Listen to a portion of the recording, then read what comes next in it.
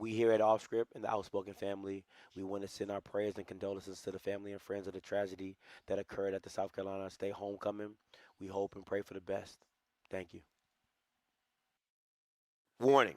The following program is a recap of the HBCU sports world. It is meant to be comedic and informative. The opinions expressed on this show do not necessarily reflect the beliefs of their peers, their schools, or all black people. There may be some cuss words and some cultural words. If that bothers you, move along. If you're young, please seek permission before watching any further. If you at work, make sure you got your earbuds in. Don't blame us if you get fired. Thank you. The Outspoken Show. And P.S. Don't be so damn sensitive. You're talking to the Rolex wearing, diamond ring wearing, kiss stealing, willing dealing, limo jet flying. We Rick flaring on us, flaring on us. We Rick flaring on us. You talking to the Rolex wearing, diamond ring wearing, kiss stealing, willing dealing, limo jet flying.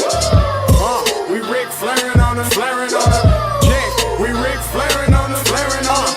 It's apparent these girls staring. I'm Rick flaring, gold across my chest. I'm fresh to death. I'm Paul Bearing, not at all scary. When I open like Betty Wops and find to these circles that's going in like a carry shot. Woo! I'm going in like a Mary Pop off that Mary crop at the top flow at the Marriott. So questioning me is like questioning you. See, we the best dressed, so come and get blessed with the crew. Not one but two, different ways to slaughter your crew. Committed tat across the chest, I guess she blessed with the truth. People want to see them checks, representation of proof.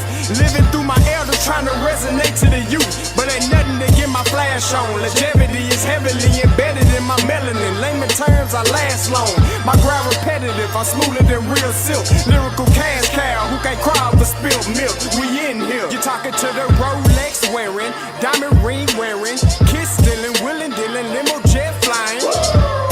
We Rick flaring on us, flaring on us. We Rick flaring on us. You talking to the Rolex wearing, diamond ring wearing, kiss stealing, willing dealing, limo jet flying. We Rick flaring on us, flaring on us. We Rick flaring on us, flaring on us. This ain't no normal situation, this preparation with greatness. Industry full of fakeness is really up for the taking. See, life is what happened to you, more so how you take it. Don't get stripped of your knowledge and mentally leave you naked. I like to live otherwise. I'm sorry that I'm fresh to death. I put the polo and apologize. See, black son, we ain't nothing like the mother guys. Quit to socialize, we organize, then we mobilize. Off the deep end like a scuba diver. And no confusion, just keep it pushing like Uber drivers. Woo! Business fresh just like a supervisor in a Gucci visor. Can't find a smoother rhymer. You're talking to the Rolex wearing, diamond ring wearing, kiss stealing, willing dealing, limo jet flying. We Rick flaring on us, flaring on us. We Rick flaring on us. You talking to the Rolex wearing, diamond ring wearing, kiss stealing, willing dealing, limo jet flying. We Rick flaring on us, flaring on us. We Rick flaring on us, flaring on us. Yeah, DQ baby. Shout out that boy Nigga for that fire track. Hey, Black Sun, sun up. What's up, Vinny Vegas? What in Vegas? Yeah. Shout out Pharaoh's Kids, D-Phase, yeah, Bubba C, yeah, Rick flaring on him, Rick flaring on him, Rick flaring on him, Rick flaring son up, baby. Hey yo, Scotty, we back. Yo, Appreciate you for reaching you a out. star. I'm like, hey, it's outspoken. A lot changed. Granted, the concert we still hosting. Giving you the fix you need when on the screen. The veteran, Captain Petty, giving you medicine. Come tap in. You know Scott gon' do what he do. Might not want to hear it, but here go the hard truth. Perry about the numbers, regret if you're not fact-based. When you run your lane, the numbers seem like a statue. Wait. Hey, Scotty, man, I'm not feeling it. I don't think the people feeling it. Let me get in my bag a little bit, just showing what this outspoken really about to be like. Outspoken, this is more than conjecture. These days they land people off. So glad that we got our own. Hunger insatiable, made for you if you say you objective. Hard truth offering, no offense, just perspective. Come get your dosage and go with me. We spit it like poetry. The pivot was pivotal. Could rhyme here, but I'd rather not. Some say Scotty, some call him Scott. The best one since Stewart.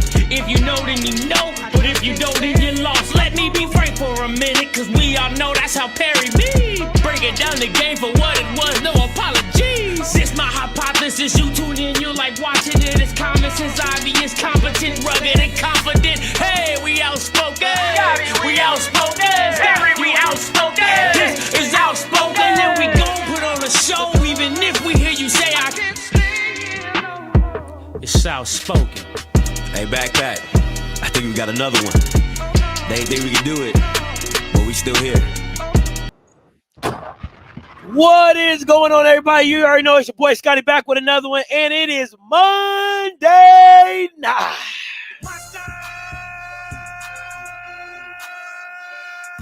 You already know what it is, man.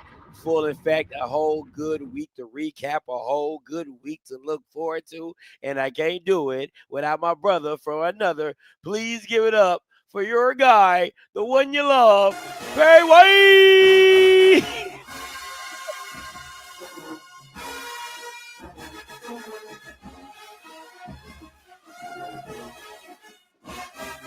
Womp, womp, womp.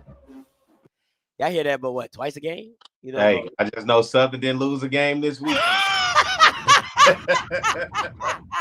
Hey, I'm good. We didn't lose a game this weekend, all right? Yeah, it's bye-week season. It's bye-week season. Oh, man. Yeah, it's time for the second part of the season now, so. Yeah. Listen, as you would say, it's homecoming.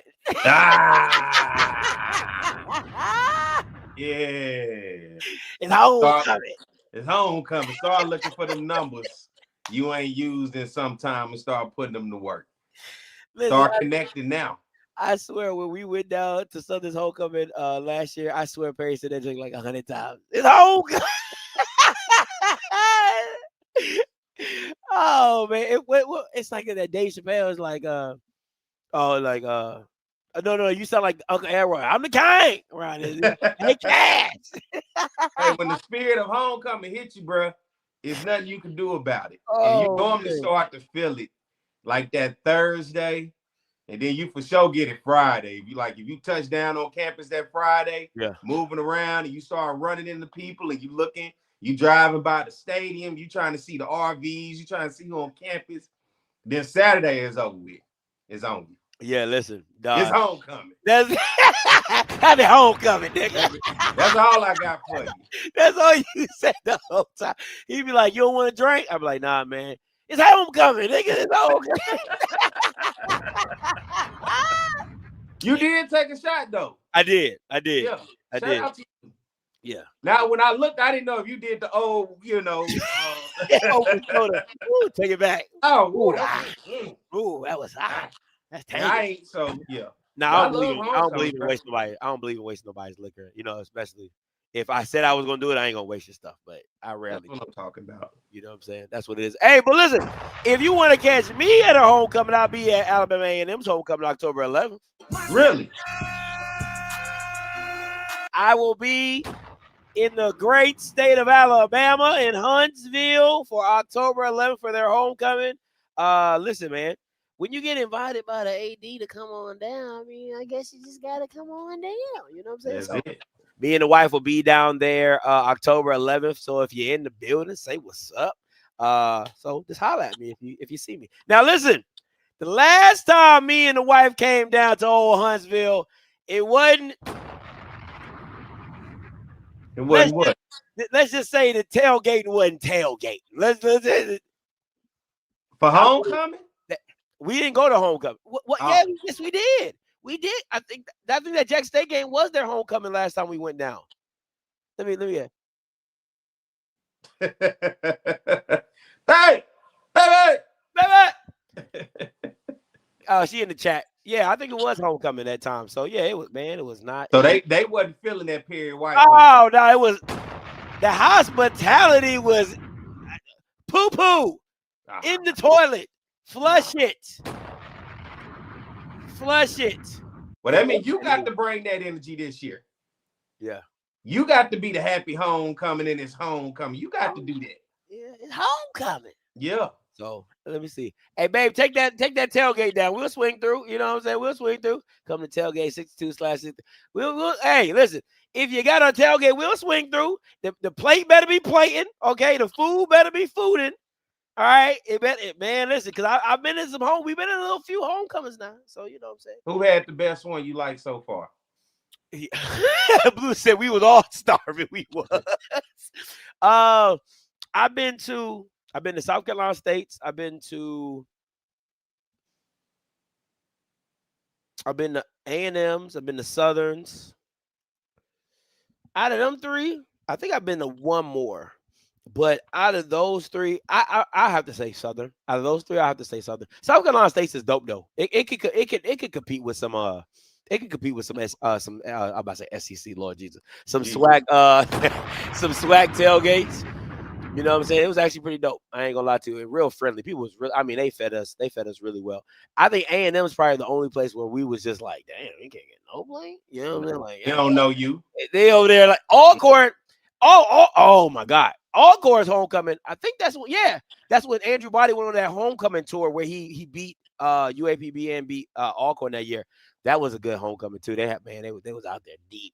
They was out there deep. I gotta go to FAMs. I gotta go to Jackson's. I'm gonna go to Jackson's one of these days. Can you see this? I'm going to this my second straight year going to Jackson State homecoming. I bet it's gonna be cool. Oh my God, it's gonna be crazy. I went last year for the UAPB game, but I had already marked this on my calendar after I saw that UAB Alabama State game. I said this is gonna be the one. But I was gonna go to Alcorn last week. Mm-hmm. Thank God I didn't. Save my time and my money. So it looked so empty out there. I was looking at this. I said that just looked empty. But the one thing about Alcorn, good, bad, or different, you beat them or they win, they're gonna feed you. They're gonna feed you before and they're gonna feed you after. They got to be the nicest losers I've ever seen. But I guess that's during the time because they weren't winning a lot. So they were just like, hey, we are just having a good time. But they're going to feed you, okay? They going to feed you. And you know what it's like? So last year I went to Jackson homecoming. I went by myself. I just pulled up and I was just in little random spots just chilling and watching. But when people kind of notice you and they walk by, they just staring, but they don't say nothing. So I'm kind of like, what's going on? Like people just staring. So I'm going to see if they just gonna stare this year or somebody. No, they definitely gonna be like, Purr! I've been looking for you. I've been looking for you. Oh man, I can't get rid of that. That don't go nowhere. But I'm for sure be in Jackson, Mississippi this weekend, man. I'm looking forward to this game. I'm gonna tell you as we get into the show, Scotty, I haven't been excited about a SWAC football game like this in a long time, bro. I'm not even gonna front. It's something about this that's up there. Yeah. And if you know what I mean when I say up there, it's like we finally gonna get to see some good football. Listen, I'm with you. Okay. Listen, I'm not gonna lie to you. Jackson, the people that are cool with me, they always treat me right. You know what I'm saying? Like anybody who knows, like when I walk around Jackson, you have the ones that don't like you, and then you got the people that do like you. The people that do like me, they listen. Jackson and Southern are probably the two nicest people, like that just want to feed you. You hungry? Like Alcorn, them three. Oh yeah. I can go if I get my body vest on and I got some security, I'll walk around Jackson like nobody's business. But Southern and Alcorn, man, if you've never been to theirs, it is true Southern hospitality to the highest extent. And if Perry's your tail guy, oh, you straight. If Terry is your guided tour, oh, you getting in all the places. You getting in all the places. I ain't gonna lie. Perry got some pull. I ain't gonna hold you. Listen, make sure you support. Make sure you support. All right, we got the HBCU Live tour trying to kick off, right? Trying to get a game. All right, trying to get a game this year. Make sure you support. It's over 300 UBAMers on here. Make sure you guys, we're trying to get 200 people to give $100. Our game, our way. I know this is the thing with me, Perry. People complain about SWAC game time and they don't want to see that. And Scotty, you can do better. But then at the end of the day, when we asking them support, then they want to play like they lost in the sauce. Like they like, I'm like, bro, it can't have it both ways. You can't have it for free. And you want me to do something like, you know what I'm saying? Like it kills me. You know our people. Come on. You know our people. And I'm not even going to say it, but you know our people. Come on. You It's know crazy. how we do. Absolutely crazy. But make sure you guys support. Got the link in the pin in the message as well. Now, if you're asking me, am I doing a show at Alabama A&M? I will be joining A.D. Bryant on his show that he does for pregame. It's called On the Hill Live with A.D. Bryant. So I will be joining his show for that. I think we'll be in the tailgate area as well. So it's going to be an event. It's going to be an event. We're going to have fun. We're going to do it big and go from there. And last but not least, listen, you better get your merch. It is live now on the website, shopmerchsports.com. If you're an Alabama State fan and you love the way they did FAMU and you want a memento, okay, you want a nice little memento, go ahead and get you one of them Andrew Body shirts, man. They are on sale right now. Go get you one.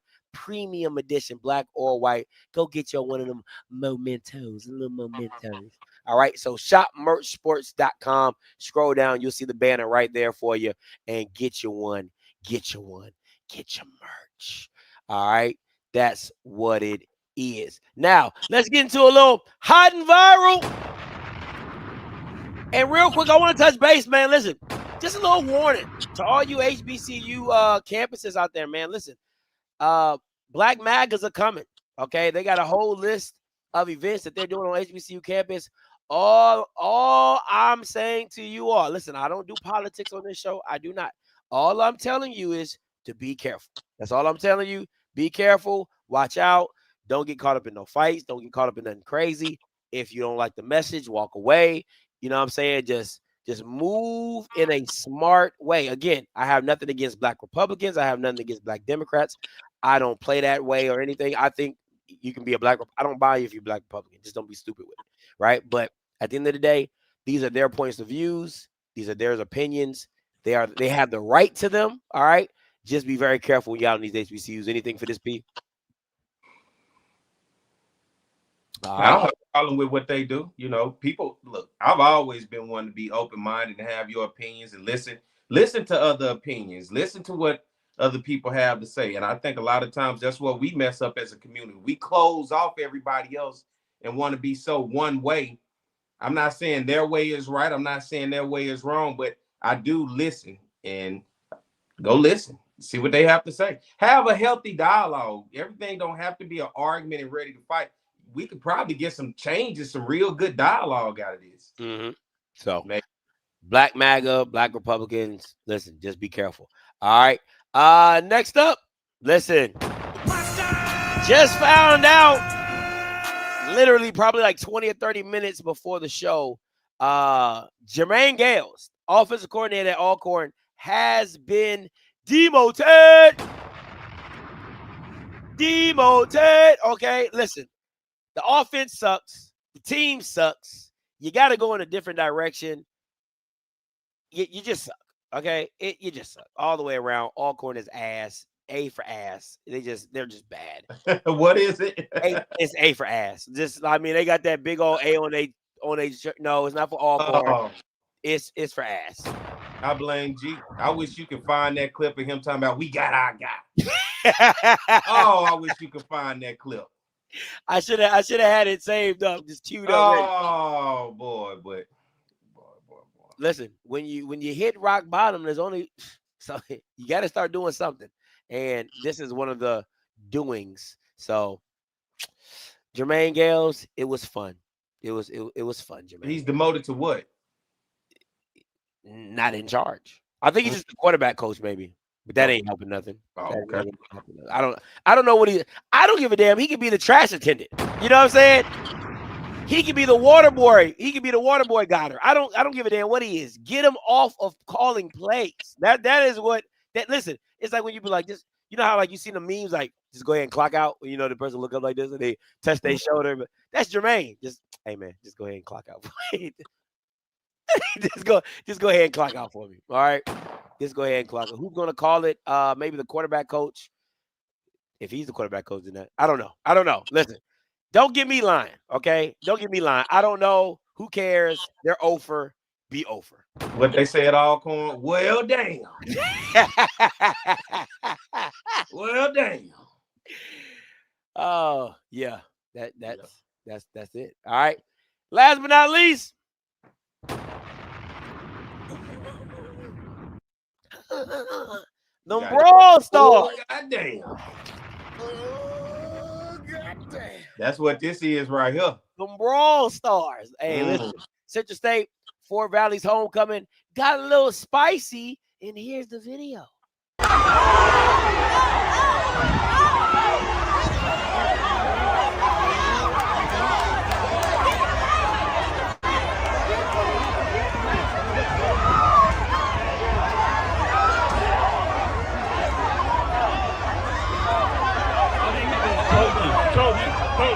Get the players off the field. Coach, get your players. Coach, players.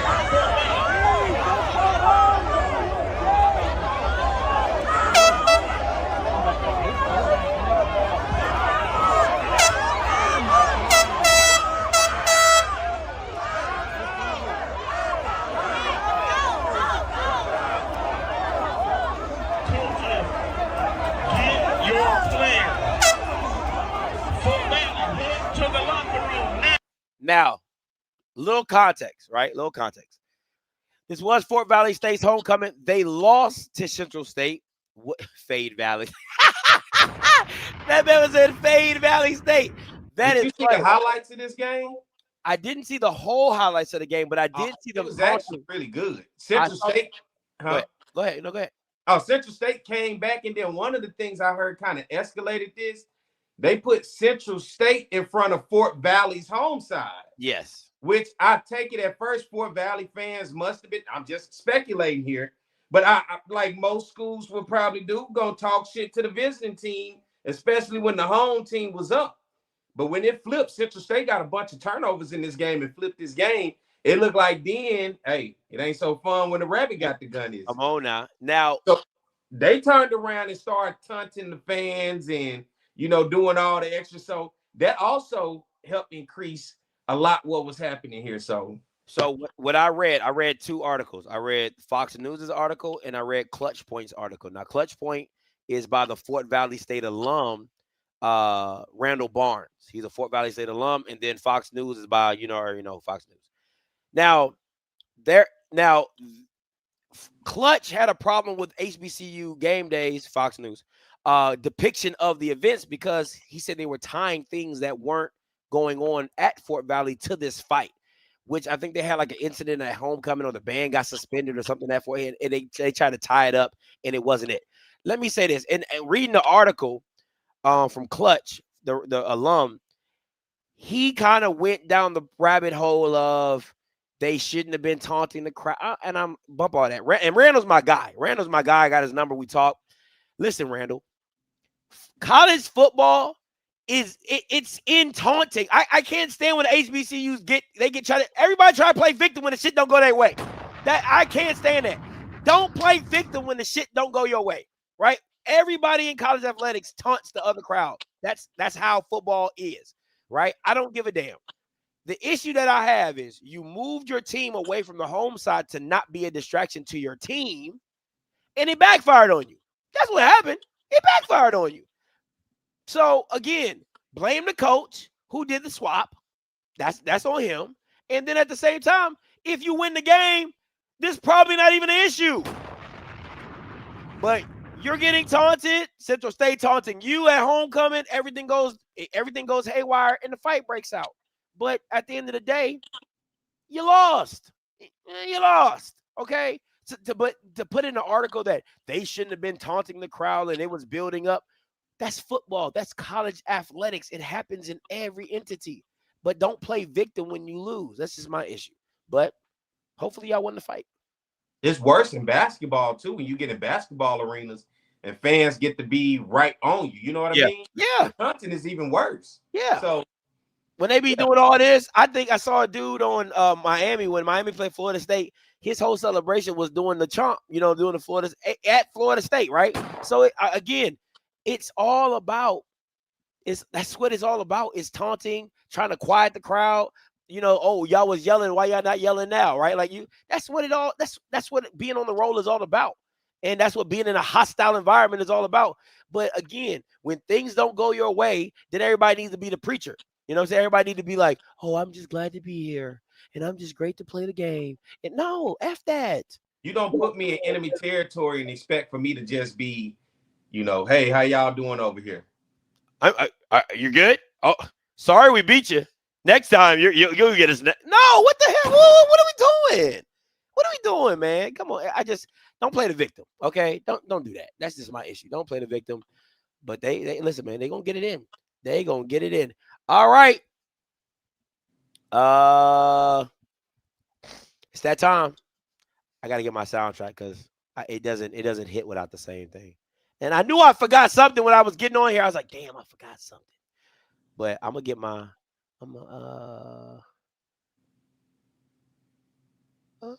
bear with me, guys. I'll be on that CPT time. There you go. Bam. What happened to that boy? Yeah. What happened to that boy? What happened to that boy? He was talking. They put a clap into that boy. It don't hit the same without that. One more time. What happened to that boy? Yeah. What happened to that boy? What happened to that boy? He was talking. We put a clap into that boy. Okay. First things first. Oh my God.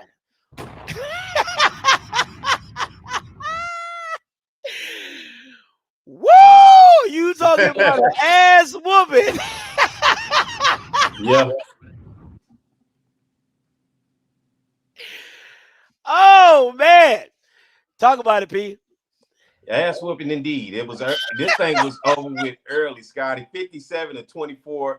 The final score in this one: Jackson State beating Alabama A&M down in the Gulf Coast Challenge in Mobile, Alabama. Jackson State in this one, 31st down, Scotty's 10 of 15 on third down, 704 total yards of offense, 314 yards in the air, 390 on the ground. And for Alabama A&M, 18 first downs, 5 of 16 on third downs, 406 yards of offense, 347 in the air. You remember when we talked about if they could ever find a run game to go with the passing game? Max.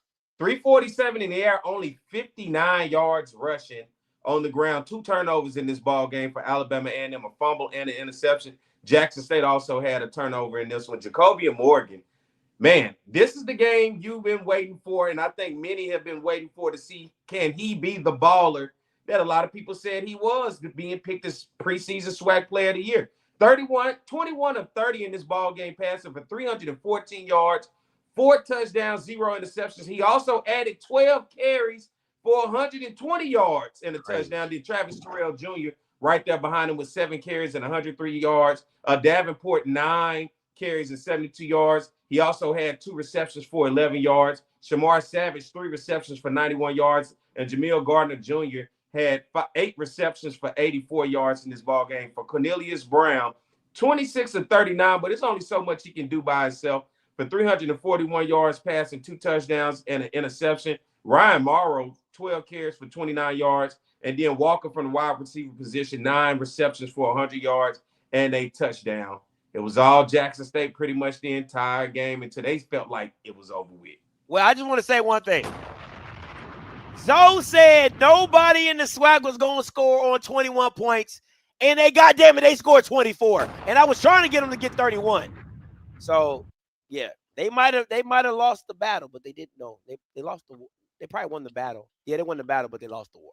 Hey, Jackson State was nasty up front. I like offensively how they found ways to get Davenport the ball, how they spread the ball with Shamar Savage and Gardner and listen, watching that and looking over that game, it was just total domination, Jackson State. Along with special teams to add into it, man.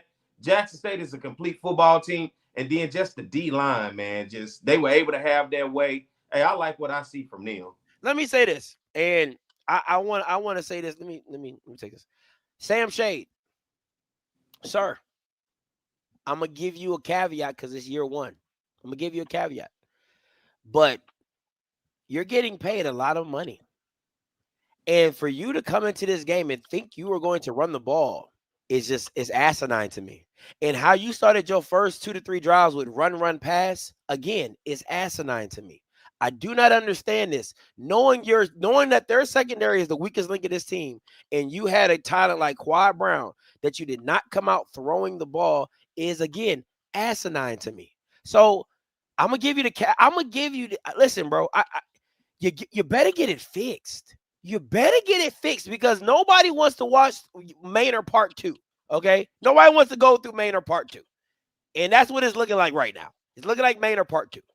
All right, so you better fix the sequel because year 2, this can't happen again.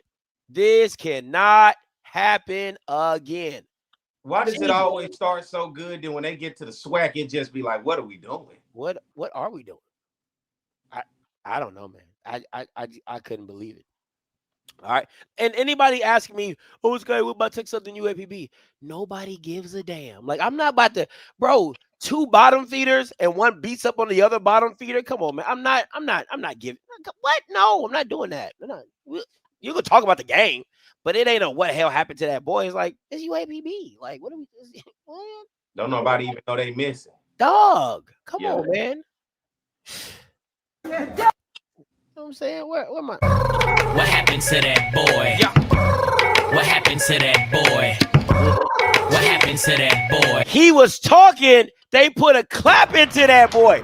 Hey, P. Wait. When I say yeah, you say what happened? When I say you get a win, win. Oh yeah. Who? Ha. Who? Ha. Yeah, ain't none of that. Ain't none of that this week. Ain't none of that this week. I'm sorry. Go ahead. I'm with it. Ain't none of that this week after 52-35 loss to Bethune-Cookman. On the road at Alabama State's homecoming, the Wildcats 33 first downs, 5 of 10 on third downs, 1 of 2 on fourth downs, 569 total yards though, Scotty. They can put up some offense, 362 in the air, 207 on the ground, but they had 2 turnovers in this game, a fumble and an interception on the other side for Alabama State. 25 first downs, 2 of 6 on third downs, 560 yards of offense, 171 passing. Check this out, almost 400 yards rushing, 389 on the ground. And one thing you like about a team, when they don't cause any turnovers, and Alabama State didn't have any turnovers, is Andrew Body, 11 of 16 in this one for 171 yards, 2 touchdowns to go along with 7 carries and 95 yards, man. It was all Alabama State and a big homecoming win for Alabama State Hornets over Bethune-Cookman. But one thing Bethune has shown us, if you're going to beat them, you better score 40 to 50. So if you're in this conference and you can't score 40 to 50 points, you're going to have a tough day with Bethune-Cookman. And they have shown us that over the past 3 weeks. You ain't lying about that. All of that damn hard work pays off. Yeah. Hey, don't it feel good to win? Yeah. Don't it feel good to win? Yeah. Don't it feel good to win? Yeah. Don't it feel good to win? Yeah. Don't it feel good to win? Yeah. Don't it feel good to win? Yeah. Don't it feel good to win? Hey, let's go. Hey, Brady, listen now.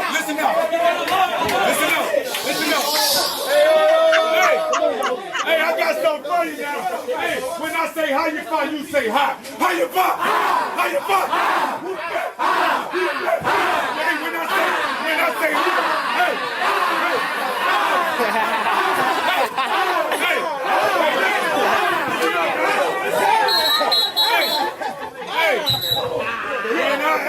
when I say how you fight, you say ha. When I say who the best, you say we are. We the best. How you fight? How you fight? Who the best? We are. Who the best? We are. Who the best? We are. What? Ain't none of that this week. Hey, you ain't getting none of that this week. He was just making up some shit because I ain't never heard that before. He was so in the moment, he was just saying, hey, just anything. Oh, man, you ain't getting ain't none of that this week. Nah. Ain't none of it this week. Hey, Drew said, what I hit? And Rob said, Drew, what you hit? I think it was a cat. Damn. It's a damn shame what they did to that cat. Damn shame. I know y'all like that yellow BM. I know y'all like that yellow and gold, black and rim. Yeah, I know y'all like that. Y'all like that. Y'all see it? I'm a deep thinker, baby. I'm a deep thinker. It all matters to me. It all matters to me. All right, let's break down what the recap. All right. Nice little tie. Nice little who you messing with? You talking about who gave me an L? Yeah, who we miss on? I ain't fucking with Norfolk State no more. I'm just telling you that now. I'm over it. I'm done. I'm complete. Who I miss? You missed. You went UAPB over Texas Southern. Damn it! God damn, Alvin. You said it as loud as day. You took UAPB. So and I initially was going with UAPB, but I took Texas Southern on the show. But I'm not. Hey, I'm telling you, I'm not fucking with Norfolk no more. We'll get that. But I'm straight on Norfolk. Done. Finito. Put it up. All right. Well, we can't all get the pendant. Norfolk and Southern, man. We can't all have the pendant, Just one of them days. Just one of them days. Congratulations. I'm right there though. Look, I'm not too far off. That's nice of you, bro. All right. I am so sorry. I was supposed to put the right score for Texas Southern. I was rushing. But you already know what it is. What score was that when the last time you had looked in the first half? For the first quarter? What was that? My bad, guys. I know it's 51. Was it 51-7? So I'm like, we'll get to it when we get to it. I ain't got it. It was just again, NCAT goes down swinging against William and Mary. Still no wins against the Whites. No, it ain't no wins against the White. 38-34 is the final score, man. Hey, they fighting though, Scotty. I will give them that though. They fighting. Would you say? No, they fighting. They trying. 24 first downs, 8 of 17 on third down, 382 yards for North Carolina A&T, 225 in the air, 157 on the ground, Scotty.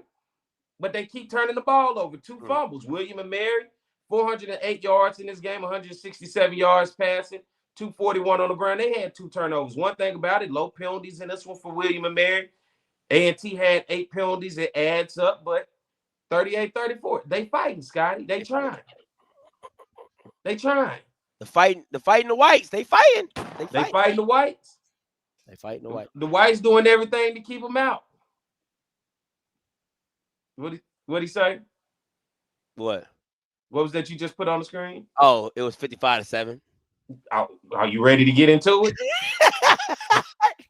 It was actually 51-7 was the final score. Yeah, that's what I thought it was. Texas Southern over UAPB. Texas Southern. Look, all I know, somebody tapped me on my shoulder and showed me the score at one point. It was 44-0. And all I ever was like, damn, what happened? I don't know. This thing got out of hand quick.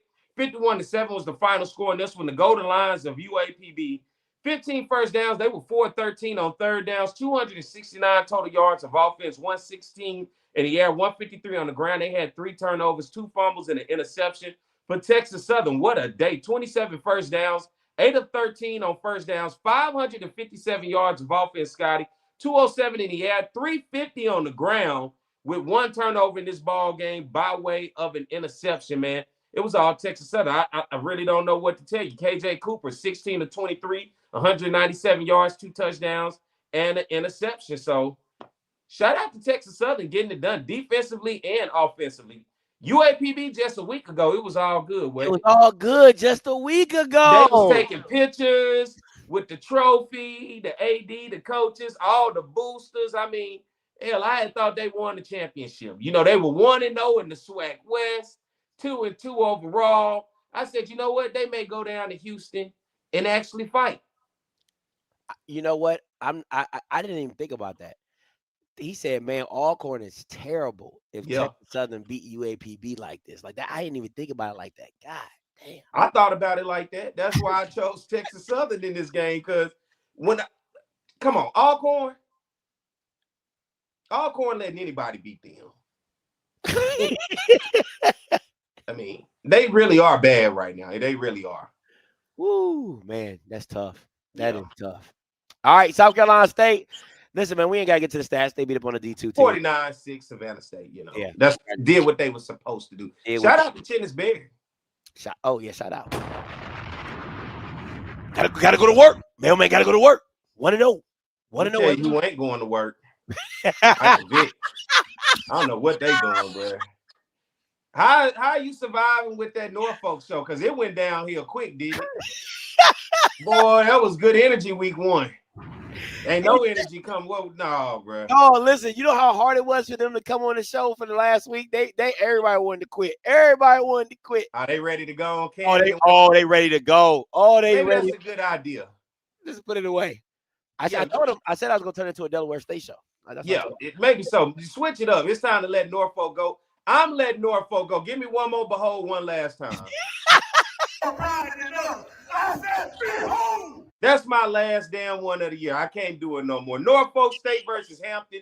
What is it? The Battle of the Bay. Final score 41-34 is the final in this. And how about the Pirates, man? 29 first downs, 7 of 11 on third downs, 441 yards of offense, 202 in the air, 239 on the ground, Scotty. They had 13 penalties for over 140 yards. Oh, my God, how undisciplined. But then on the other side for Norfolk State, they had 27 first downs, 2 of 7 on third downs, 415 total yards of offense, 242 in the air, 173 on the ground. They also had 17 penalties for over 150 yards. Just undisciplined football, if you ask me. 2 turnovers in this one, both by way of fumbles. Otto Kuhn, 15 of 26 for 242 yards. And then Brandon Davis on the other side for Hampton, 16 of 28 for 202 yards, a touchdown, and an interception. Shout out to the Hampton Pirates getting it done. Norfolk, I promise you, I'm not picking you in another damn game. I promise you, I'm done. I'm off the Norfolk train officially. I was with everybody when Michael Vick got there, but right now they just cannot find a win. And this seems to be the story of Norfolk. It was last year, and it's going into this year. Yeah, they just can't find a win in games that you would suspect that they can close out. Man, listen. So I'm in a group chat with all these Bammers from the show, and they texted heavy like, "Oh yeah, we up." And I kept saying, "Hey, you're not that good." Listen. That's all you gotta say. You're not that good. Like next thing you know, that score flip. Boy, that chat got quiet. That chat got so quiet. I said, "Anybody in here?" Nope, crickets. Norfolk kept me from having a perfect week. I just assume if you can get one, you can get one over Hampton, who let A&T beat them. Nope. That's how bad you are. Nope. Damn. I feel like who said it? Draymond Green. Nope. All right, next up, Prairie View versus Alcorn. Listen, very good game, intense. As always, bad coaching is going to get you hemmed up, and Alcorn ain't got it. Didn't it come down to the wire? It sure did. 13-12, the final score. I was a little shocked in this one, but hey, it was a tough day on the reservation for the Braves, as they are still winless. 0-5 overall. Man, 0-2 in conference play, losing to UAPB and now Prairie View. Prairie View advanced, move on 4-2. They're 3-0 in conference play, and we're going to talk more about that. That's a good place to be getting into October. Coming into this one, the Panthers in this ball game, 21 first downs. They were 5 of 13 on third downs, 348 total yards of offense, 185 in the air, 163 on the ground, 0 turnovers for the Panthers. But for the Braves, they were 2 of 12, Scotty, on third down, could not convert third downs, 270 yards of offense, 176 in the air, only 94 on the ground. They had an interception in this ball game. It was their turnover. Cameron Peters, for Prairie View, 15 of 22 for 117 yards. He also added 11 carries for 66 yards. Jalen Talbot for Alcorn State, 11 of 22 for 176 yards. And then Reggie Davis was their leading rusher, 11 carries for 41 yards. And Jacoby Matthews in this one, 4 receptions for 88 yards for Alcorn. Just a tough day for him. Did not have enough. Prairie View squeaked out of there with a 1-point victory. But it's old Little League score, ain't it? Yeah. Break League, Park ball score. Okay. First of all, let me say to Miss Faye, thank you so much for recognizing that. I just want to say personally, I appreciate you, Miss Faye, for putting that in the chat, because a lot of people wouldn't say that, because I know I said in the beginning of the season, so did me and Zoe, said Dell State was going to be that team, and they are. You told me. Better put some respect on my name. Anyway, so now getting back to this game. When I tell you, you see some of the most incompetent coaching in the SWAC, you see it, and it's in this game. Let me break it down for people who didn't watch this game. It was like I don't know if it was third down or fourth down, but I believe it was fourth down. It was fourth down, and Alcorn was on its own like 46. Tolbert drops the snap, picks the snap up, shakes a defender, right? Throws a bomb to the wide receiver and gets him down to like the 35 with like a minute left in the game. You would think, oh my God, you would think you would run the ball. You might do one pass play. I'll give you that. You do one pass play. If it doesn't work, then the next two, you're running the ball to set up the kick. You set up the kick.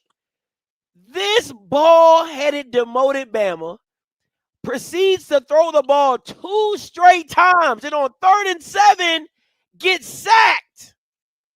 Prairie View sacks him, takes him out of an easy chip shot, and now it's a 44 to 45-yard field goal, and he missed it by the slimmest of margins. I'm talking about he missed it to the slimmest of margins to the right side of the field goal post. That is how they win the game. That's how Prairie View wins the game. When I tell you that Bama Gales would have been gone, not demoted, fired. And can we say this though? I want to say this though, because I think a lot of times people are blaming the offensive coordinator. G's guy, Cedric Thornton, Cedric Thomas, Cedric Lunar. I don't know. I don't give a damn what his name is. He hears the play calling through his headset. What you say is, hey, let's run the ball right here. Nope, I don't. Nope, no, we're not passing right here. Let's run the ball right here. That is what a good head coach would do. Is, hey, no. What are you doing? Run the ball again. Set it up. Put Jacoby and Sewell in. Whoever you want in. Set the ball up. Hey, let's get this set up just right. We're in a good spot. We got a good field goal. Let's just get some yards that we can. Get out of here. Get out of here with the win. Again, you see the most incompetent coaching within the SWAC a lot of times. But anything on that, P? Prairie View keep surviving. They got a 1-point victory against Texas Southern. They got a 1-point victory against Alcorn. Both those were on the road. Survive in advance. That's like, and let me say this about PV. I know people are like, oh my God, PV barely. Listen, man, winners find a way to win, unlike Southern. And because people were like, but Scotty, Southern, y'all were a bad team. That was last year. Yeah, y'all were a bad team. Y'all were just a bad team. And y'all, people lost the game for you, not the other way around. For PV, they find ways to win the game. And I'm going to keep saying this. You might not like what you see from PV offensively, but Tremaine Jackson is coaching his talent to the best of his ability. He is not out coaching himself. And what I mean by that is that I'm not trying to make my team a passing team when it's a run first team. And he's just coaching to what he has, which he's having success with. And if anybody else remembers, I believe I said Prairie View has the easiest road to the SWAC West Championship. I think I said that. This guy, me with my hand up. I said that. So, again, looks like they about to moonwalk into the SWAC Championship, which I said they would. All right. Man, listen, y'all gonna put some respect on my man Deshaun Jackson's name. If he not coach of the year, I don't know who is. If he not coach of the year, I don't know who is. He's coming out with 6 wins. But watch what I tell you. All right, Dale State loses to Monmouth. What you got, P? You did call it about Dale State. I've been keeping up with them. You know, I believe more in them right now than I do Norfolk. I really do. Monmouth got the victory 49-38. Hey, it was a close one, but it just wasn't enough for Dale State. They had 26 first downs. Scott, they struggled on 3rd down conversions. 3 of 12. That ain't going to get it done. You got to be able to convert those 3rd downs to keep those drives alive. 393 total yards of offense, 112 in the air, 281 on the ground, but they did not commit any turnovers in this ball game. On the other side for Monmouth, 30 first downs, 10 of 14 on 3rd down. Scotty, they were able to convert there. 636 yards of offense. Dale State is going to have to get some things checked on defense. That defense is bad. 384 yards of passing for Monmouth, 252 on the ground. No turnovers to either team. Monmouth gets the victory. Dale State got to fix the defense, man. Yeah, they definitely do. Monmouth doesn't have defense either. But I want to give a shout out. I know Coach G from HBCU Nightly. He don't rock with me right now, but it's cool. I'm gonna give him his props because he said something on HBCU Nightly that I thought was really profound. He said to know a team is one-dimensional, and they still go out and put 30 on you, even though you know they one-dimensional. That is impressive. And you have to respect. I don't care what nobody says about they can't do this, they can't do that. They are Monmouth would beat 95% of the teams in the SWAC. And that's just facts. Bad defense and all. Right? So you have to call it. You can't minimize what Del State is and what they're doing, knowing they're going to run the ball, knowing that Caden Bennett going to run the ball, knowing they're not going to pass to the level what you think they should. They're like a glorified Navy or glorified Army, to where you know what they're going to do, and they do it successfully, and they're going to, hey, this is what we do, and we're going to do what we do well, and we're going to be great at that. So shout out to them. And from what I was told, I didn't get a chance to watch this game because I was coaching my son's team at the time, but I heard they had an opportunity to win this game, and some things didn't go their way, and Mama took advantage of it. But again, got to give respect where respect is due to Deshaun Jackson and that staff. They should be 4-2 instead of 3-3. They got cheated at Sacred Heart, but we ain't going to talk about that. All right. This Bama need to be fired. But go ahead.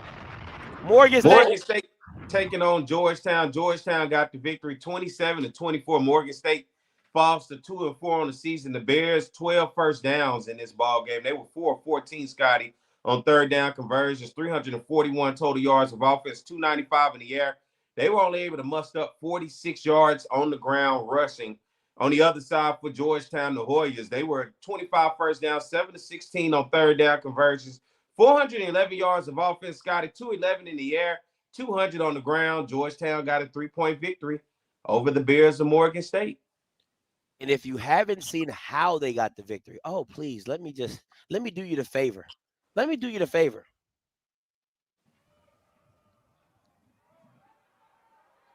Thomas steps up.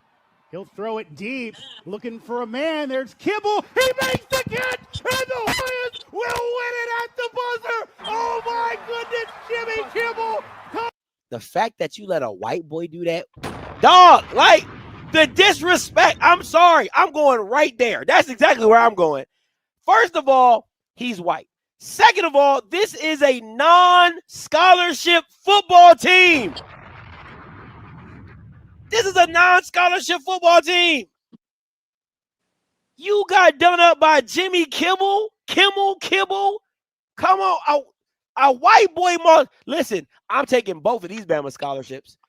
I'm taking whoever these numbers are. I'm taking both their scholarships. Okay, 11 was it 21? Take that off. Take the number off. And who else? 14. How do you let this happen in prevent? Your dog is only one play that could beat you. There's only one play that can beat you, and this is what? Hail Mary. For a man, there's this. Listen, if you're having an end of the season meeting with Damon Wilson, I'm playing this video and I'm showing you why you're getting fired. I'm playing you this video and I'm like, just so you know, so we have an understanding, because you might not know why I'm firing you, but I just want you to know. Hit play, DJ, spin that shit, and I'm gonna play this video. This is exactly why you're getting fired. You got to fire. You got to fire Damon Wilson after this. This is horrible. This is horrible. And again, you know, the MEAC would say, well, everything's in front of us, and you know, it's not Halloween yet, so we haven't played any conference games. Hell no. The only way Damon Wilson should keep his job is if he wins the MEAC. If he don't win the MEAC, he got to go. He got to go. That is absolutely outrageous to me. He has got to go. And get Ray Lewis on the phone. Get LaShawn McCoy on the phone. I don't give a damn who you put on the phone. That Bama got to go. That Bama has got to go. All right, guys. Got a new segment for you, because you know how I do. Who's in trouble on this fine work day? Clock is ticking, oh, it's judgment play. Who's getting fired today? I said, who's getting fired today?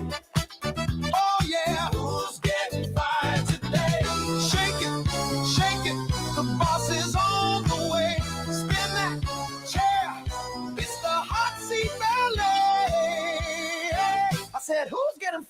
today?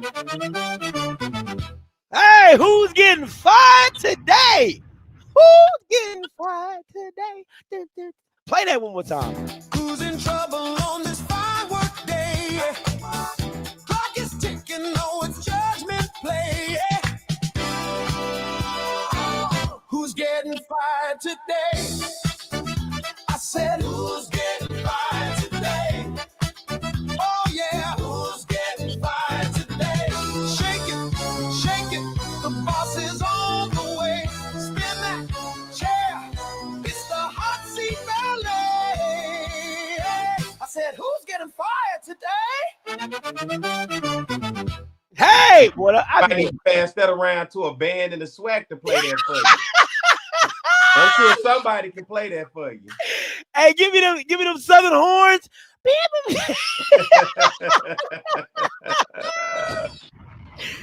I said, who's getting fired today? All right, listen. Oh man, me and P got our list of our top guys getting fired on the hot seat today. Now I'm gonna go with mine first. My top 5 on the hot seat. I know people would say Alonzo Hampton, but for me, Cedric Thomas got to go for me. He's got to go. He's got to be out the door. When you offer at Alcorn and you said you got your guy, no, sir. See, UAPB's always been bad. They've been bad for a long time, so there's no expectation there. But when McNair leaves you with a 7-6 team, he left with a winning record. Good, bad, or indifferent. He left 7-5, 6-5, whatever he left with. It was a winning record. The Bama got to be fired. Alonzo Hampton's right next to him. Morgan State, Damon Wilson is my 3rd. 4th is Cozy. 5th is Terrence Graves. Talk about yours, P. Yeah, I see. Our only difference we had was 1 and 2. I got to go 1 because that's my mom's alma mater, and she's sick of them goddamn losses. Yeah. She's sick of the losses, and she's like, something got to give, all right? Plus, this weekend, the team that they playing, ESPN not even recognizing that game. They playing Westgate Christian, some school nobody ever heard of. But for me, I just think Alonzo Hampton, many can say, well, he's building something. Many can say, well, the transfer portal has been killing him. You can say whatever you want. All I know, I can say 7-21. And at the end of the day, it's not changing or moving the needle whatsoever up in Pine Bluff. I mean, at this point, they're looking like they're averaging about 1 Division I win per season. They got it against Prairie last year.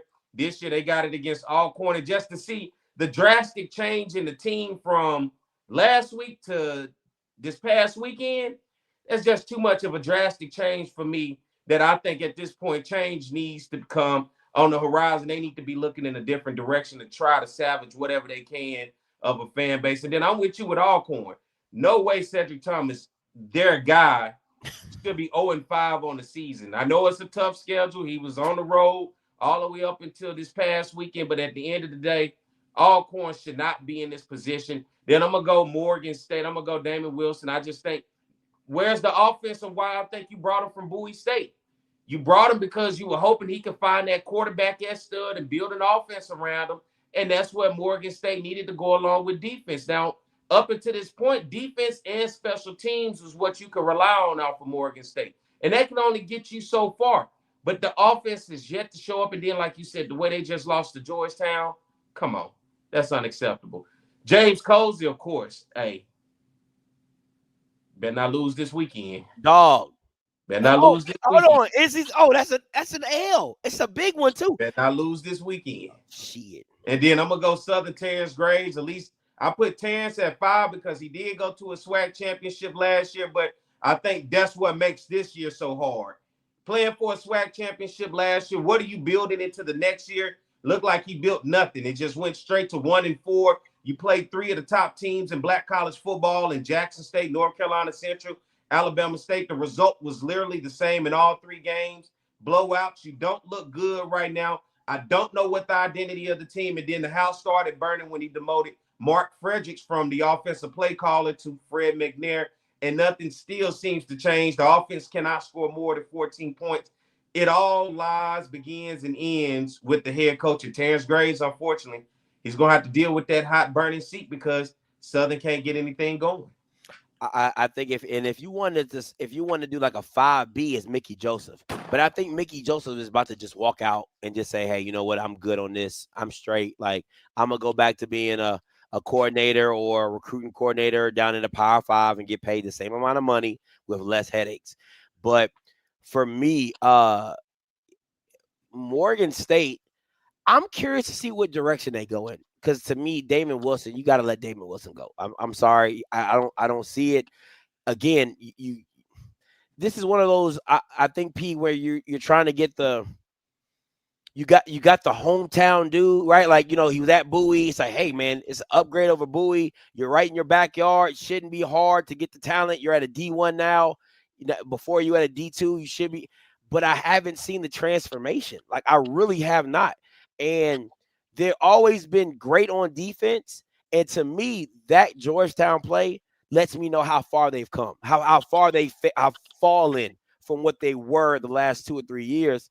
And to me, you got to go in a different direction just at Morgan in general. And I say this because if you haven't been to Morgan State, it really is a hidden gem.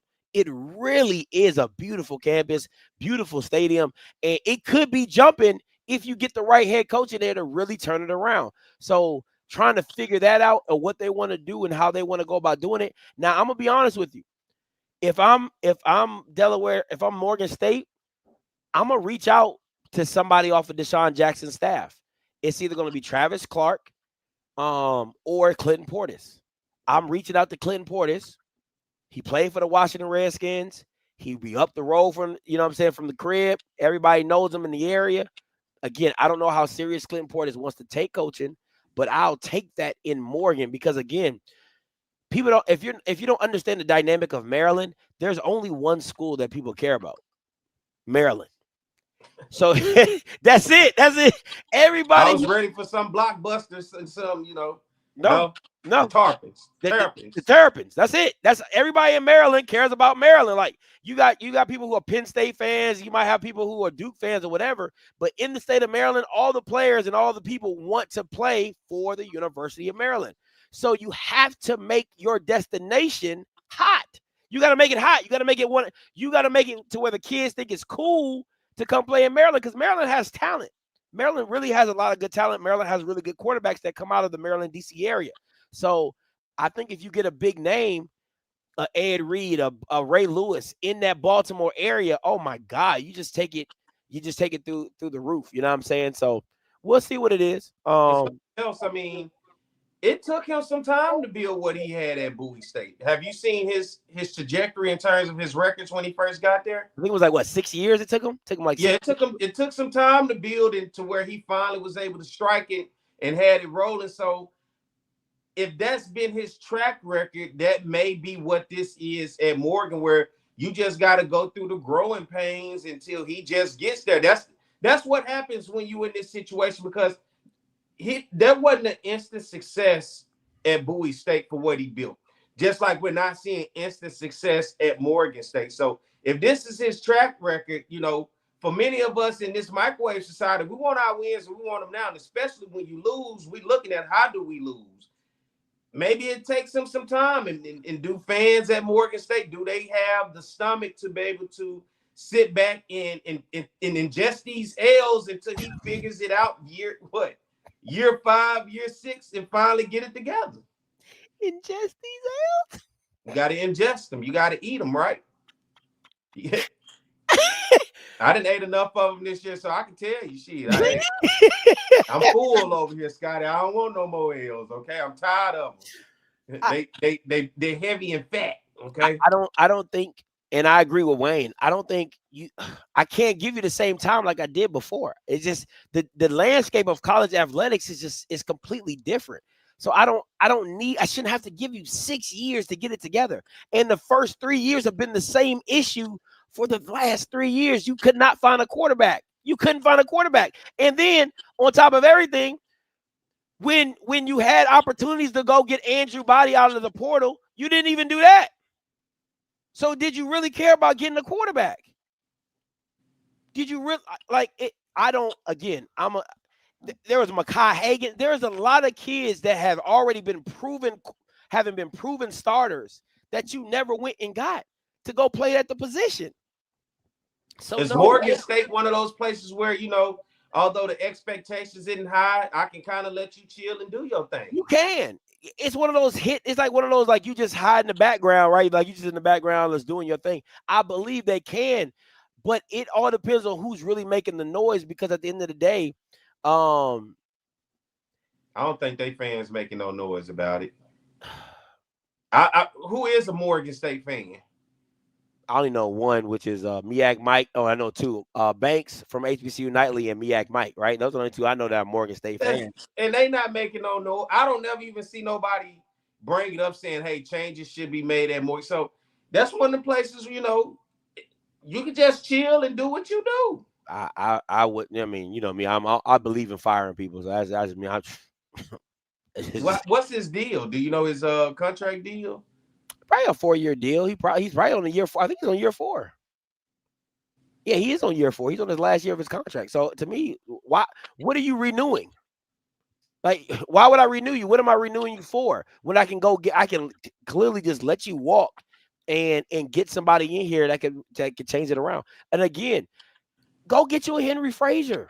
You know, like, go get you a Henry Frazier. Go get you I don't listen, no shade.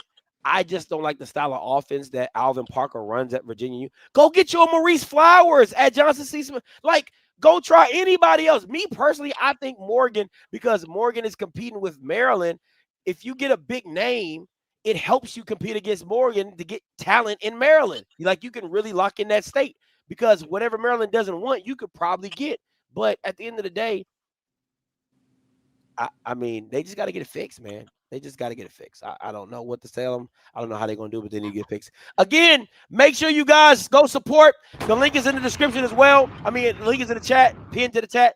HBCU Live, our game, our way. Trying to bring you a live on location game. I mean, college game day experience. Again, we're trying to raise $20,000. 200 people giving $100 will get us to our goal. Again, there's over 700 people watching this. I think over 150 on Twitter, about 400 or 500 on YouTube.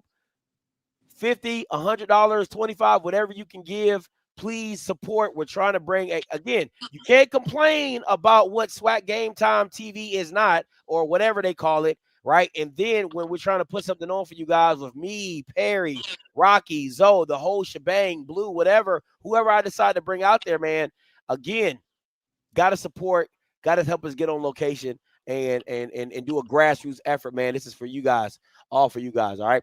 Let's get into these predictions for week 7. Got some really good matchups. Got the Battle of the Bulldogs. Ooh, Battle of the Bulldogs. As Roy would say, beat the Blacks. That campaign to beat the Blacks. Hey, it's the Cousins weekend, isn't it? We don't get to see you often, but how you doing? Hey, got a little taller, boy. You been eating good, getting a little wild, a little round, ain't it? Yeah, getting a little, got some W's in you, huh? Hey, A&T got them L's in them, so yeah. So what you got, P? I'm going South Carolina State in this one. I think, you know, this reminds me of what happened with North Carolina A&T when they played North Carolina Central. I think Central, for me, showed us that, hey, you can put up as much as you want. You can do what you want on A&T. I see no difference with Chennis Berry and South Carolina State. I think they do the same. I think this is outrageous. It gets out of hand. A&T fights hard, but I don't think it's enough. Yeah, I think they fight hard. I guess you got to give Gibbs credit for the grit that this team has, because they have his grit and that they will not quit. But they're just not good enough to get the win. South Carolina State beats them by 2 touchdowns. What do you say? They need more NBA young boy? They need Mariah Carey. They need to calm down, man. They really need to calm down. Don't forget about us. Don't let it. They calm down, man. Calm down. 55-7 last year. Ooh, Jesus, I don't think they're gonna get beat that bad, but I do believe it's gonna be by 2 touchdowns. Morgan State should finally get a win against VUL. Congratulations to them. Wofford versus Norfolk State. P, what you got? Don't play that no more with me on the screen. I'm over it. I'm off the train. I'm done. I'm officially done. Waffle. I washed my hands with them, Scotty. You know I'm what you going sound like? waffle. You know what you sound like? You sound like that old San Francisco 49er coach. Can't win with him. Can't do it. Nah. I'm saying waffle. I mean, Norfolk just keep letting me down. Damn. And they find just dumb ways just to not come through. They cannot finish the game. I've been riding with them this long, but and Vic, hey man, I love you. My favorite football player of all time. I swear to God, just much admiration and love, but this ain't it. And nope, this ain't this and this ain't that. I'm good on it. Wofford by how much ever they want. By however much they want. I'm gonna go Norfolk State. I'm gonna go Norfolk State on this one. Yeah. Maybe it's you. Maybe it worked for you. It don't work for me. I mean, damn. Them and Southern was why I be in the hole. I just can't. I'm done. I can't do it no more. Yeah, and I'm gonna roll with you. I'm gonna go Wofford. Yeah, I'm gonna roll. No, I'm gonna roll Wofford. I'm gonna go Wofford. I'm going Wofford. I'm gonna roll with you. I'm gonna roll with you. You gonna take that to your boys tomorrow too? Yeah. Oh hell yeah. Yeah. That's okay. Yeah. I have no problem. Yeah. Yeah. I'm done with them. I mean, I'm going Wofford. Dude, dang. Because their defense is bad. Norfolk State's defense is bad. At the end of the day, it's bad. It's horrible. Grambling versus Texas Southern. Hey, A&T Roy, I'm gonna come to you. We still rolling? Or you going to? No, not right now. Yeah, we still. Dude, this is one of the games I really don't know, Scotty. I feel you. I don't know what to expect. Texas Southern goes on the road to Valley and wins by 3, which we know that's a tough place. Then they come home and transform and turn into somebody else, a whole new nigga. I don't know who that was that showed up against UAPB. Who was that? Who that nigga on that net? Like, damn, I don't know who that was. Like, and that's what just threw me off. I'm like, dude, if they're capable of that, but UAPB is a bad team along with Alcorn. Grambling is a team. It's just, you never know what they're going to do. They showed us against East Texas A&M, didn't it? They found a way to squeak out a game. And it's just like, I want to believe in them. And guess what? I am going to believe in them. I'm going to go Grambling over Texas Southern this one. I don't know if Texas Southern got what they had in them last week, if they can muster it up 2 straight weeks. Whatever that was, I don't know what it is. But I feel like Grambling is a better team than UAPB. I don't see that happening. And I'm going to roll with Grambling in this one. This one is difficult for me. Because I'm not a big fan in Grambling. I don't think they're a really good team. I think defensively they're pretty good. I think defensively they're pretty solid. I really like that Raby kid, the DB. I think he's a star. I just don't know what to really put on. I can't put a lot of stock into T-Set. I just can't. And I think KJ Cooper is like the Aldi version of Jacoby Morgan. You know what I'm saying? Like, I think he's the Aldi version of Jacoby Morgan. So I'm gonna go Texas Southern. I think they're a better team than Grambling. Just overall, I think they have more playmakers. I think they have a better opportunity. That Raby kid, the Grambling defense does scare me though, because they make turnover. Like that's their thing. They're going to get turnovers, and I really like some of the playmakers that Texas Southern has. It's just, oh my goodness. Yeah, I'm gonna go Texas Southern on this one. Where is it at? Where are they playing this? Grambling. In the hole? Oh no, I'm going Grambling. I'm going Grambling. Bro, I'm like, finally. Yeah. We're on the same page. Oh, we're not gonna be on the same page on this next one. I'm going Sacred Heart. I'm definitely going Sacred Heart on this one. But yeah, if they at the hole, oh yeah, it's Grambling. I'm going Grambling on that one. I'm not betting against the hole. No Diddy. You're not betting against the what? I'm not betting against the hole. And it's homecoming. Yeah, I'm not betting against them in the hole. I'm going Grambling. Yeah. But once again, we don't know who the hell gonna show up for Texas Southern. Fair. I mean, I just don't know what. I didn't see that one coming. Did you? No, I didn't. That might be the biggest win of any SWAC team versus another SWAC school this year by far.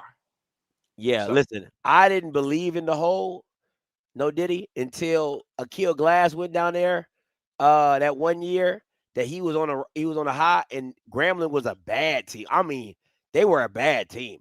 And they beat the dog shit out of A&M. And I'm like, and they beat the dog shit out of Jackson State last year. Yeah, weird stuff just happened. Like, I didn't believe that stuff until I saw it with my own 2 eyes. So once you say it's in the hole, stuff started getting Kentucky State. They got cheated. Like, stuff just started going weird. Bama's get voodoo, and they get the little dolls and stuff, man. They be doing some weird stuff down there in the hole. So now I'm not betting against that one. I'm sorry. They ain't about to get me. You're not about to get a dub off me on that one. All right, Sacred Heart versus Howard. Listen. Them white boys, they 2-0 in the MEAC. They cheated against Dell State, but they 2-0 against the MEAC. So I'm definitely going Sacred Heart on this one.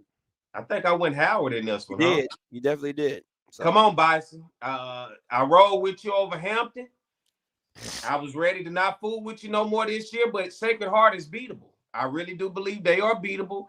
And if there's a team who they played in the MEAC thus far, they can get them Howard. Look out for your boy. You won the real HU. Now you got to show Sacred Heart who you are. Go get that dub. I'm going Howard Bison in this one. Okay, that's an easy dub for me. A&T, Roy, coming to you. Hurt and jerk. It's your boy A&T Roy from the head blacks in charge, North Carolina A&T State University Aggies with the same starting quarterback for 3 straight games, baby. And 3 straight losses? Hey, man. Hey, listen. He's doing well. So, as opposed to where I stood at the beginning of the season with this South Carolina State game, I was very skeptical about what we were going to do, but I'm going to tell you, I think it's going to be a different story, baby. What story is that, A&T? Where like you don't lose, or you lose bigger than? I'm confused. Like we all know you're going to lose, but how do you lose is the question. Hey man, we're going to beat them chunks. You want to put money on that? No, I don't do that. Okay. So what we're going to have here is, for this year, we at least beat half the blacks. I can't even give you that. I don't even think you're that good. Well, we already beat Hampton, so we're gonna beat South Carolina State. That's half the blacks. We lost to the other 2. That's what I'm saying. I can't even give you that. Maybe like 1/4 of the blacks, but not like. And is Hampton really black? Yes. What are you talking about? See, this is why we're gonna take your light-skinned black card, because you're not really black. I don't think Hampton. I wouldn't really put Hampton in like the black category. That's just me personally. But because both of you guys are trying to both of you guys are like wiggers. Can we just be honest with that? Like both of you guys are like wiggers, like to where like y'all put on like you can walk into a cookout because they like you're black, but then when you start talking, they be like, "What part of the family you from? Like what side of the family you from?" You saw the movie How High, haven't you? Yeah.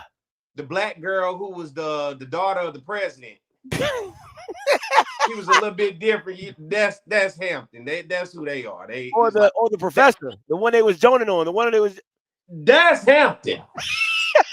You are definitely right. I will agree that they are bougie, them and Howard, but they are still considered HBCU, so they black.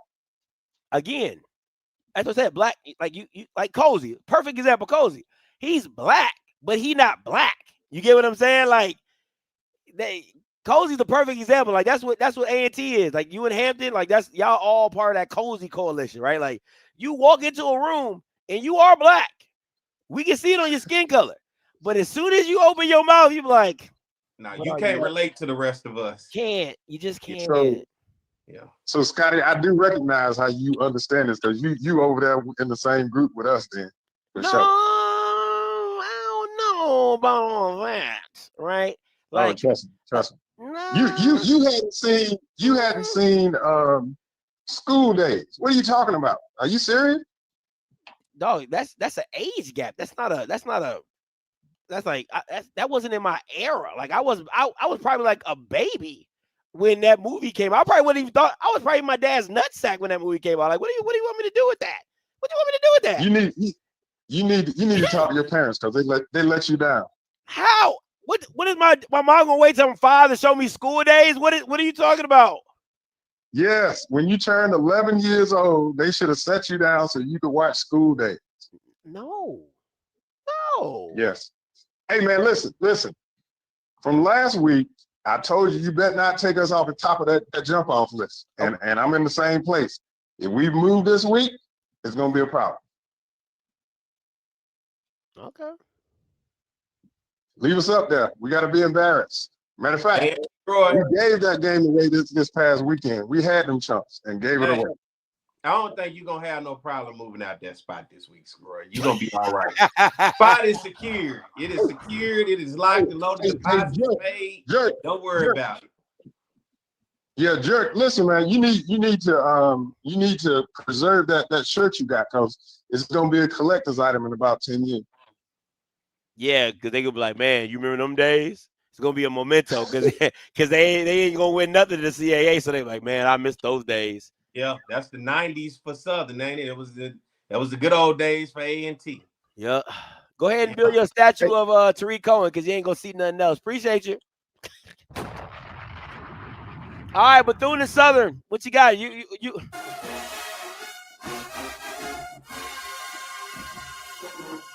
It's an easy pick. Easy pick. Easy pick. Easy pick. I got some interesting stats. Okay, go ahead. Hit us with the stats. In the last meeting, Southern won in 5 overtimes. Does that matter? But it was a dub. It's a dub. 5-23. And in the last 7 matchups, do you know Southern is 7-0 against Bethune-Cookman? Oh, wow. I think they go to 7-1. I'm going Bethune-Cookman. You said hold on.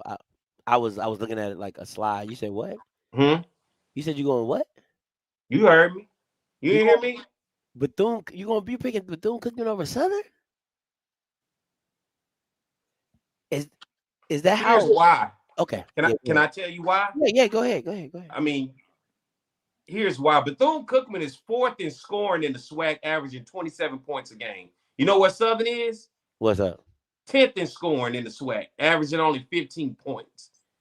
Bethune-Cookman is 3rd in total offense in the conference, averaging 427 yards a game. You know what Southern is? What? 11th in total offense, averaging 296 yards a game.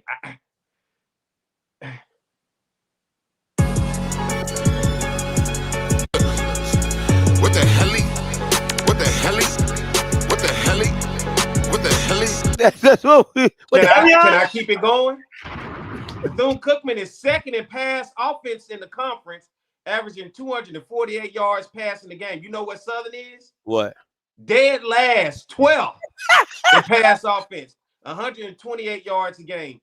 Do you know Southern, out of the top 12 passing quarterbacks in the conference, Southern don't have one single quarterback in the top 12? Do you know? Do you know out of 25 receivers in the conference, 25 wide receivers, you know how many Southern got in the top 25? How many? 1. Darren Morris at number 23. This is bad. Yeah, this is bad. That's bad. I mean, it's bad, but the only thing I will say, Bethune-Cookman's defense is just this bad. They're 11th in scoring defense, giving up 39 points a game. They're 11th in total defense, giving up 474 yards a game. They're 10th in rush defense, giving up 205 rushing yards a game. Well, that might be the bright spot for us. That might be the bright spot. And they're dead last in pass defense, giving up 268 yards a game. But I don't know if that matters if Southern don't have nobody, only one receiver in the top 25 of receivers and no quarterback in the top 20, in the top 12. That's crazy. That's crazy. We got Kelby Givens. He first in the SWAC in tackles for loss. In tackles, he first in the SWAC in sack. That's all. Trey Holly 5th in the conference in rushing with 414. We got Trey Holly and Kelby Givens. Whatever they do is what we gonna do. But I just don't think we can keep up scoring with Bethune-Cookman. Yeah. Me personally, I don't think we can keep up. I'm all the stats you related. I'm agree with you. As I'm just, since I mean, I know you did. You're a research analyst. That's your thing. So, and I'm watching the games and looking at them. Did you see the past 2 games that they played from the jump? They've scored on the first play. Did you see against against Alabama State, that deep pass to start the game? Nah, see, I was coaching my son's team. I didn't get to see it. They can play when they want. They can't stop nobody, but they can score. My only thing with Southern, we just can't score.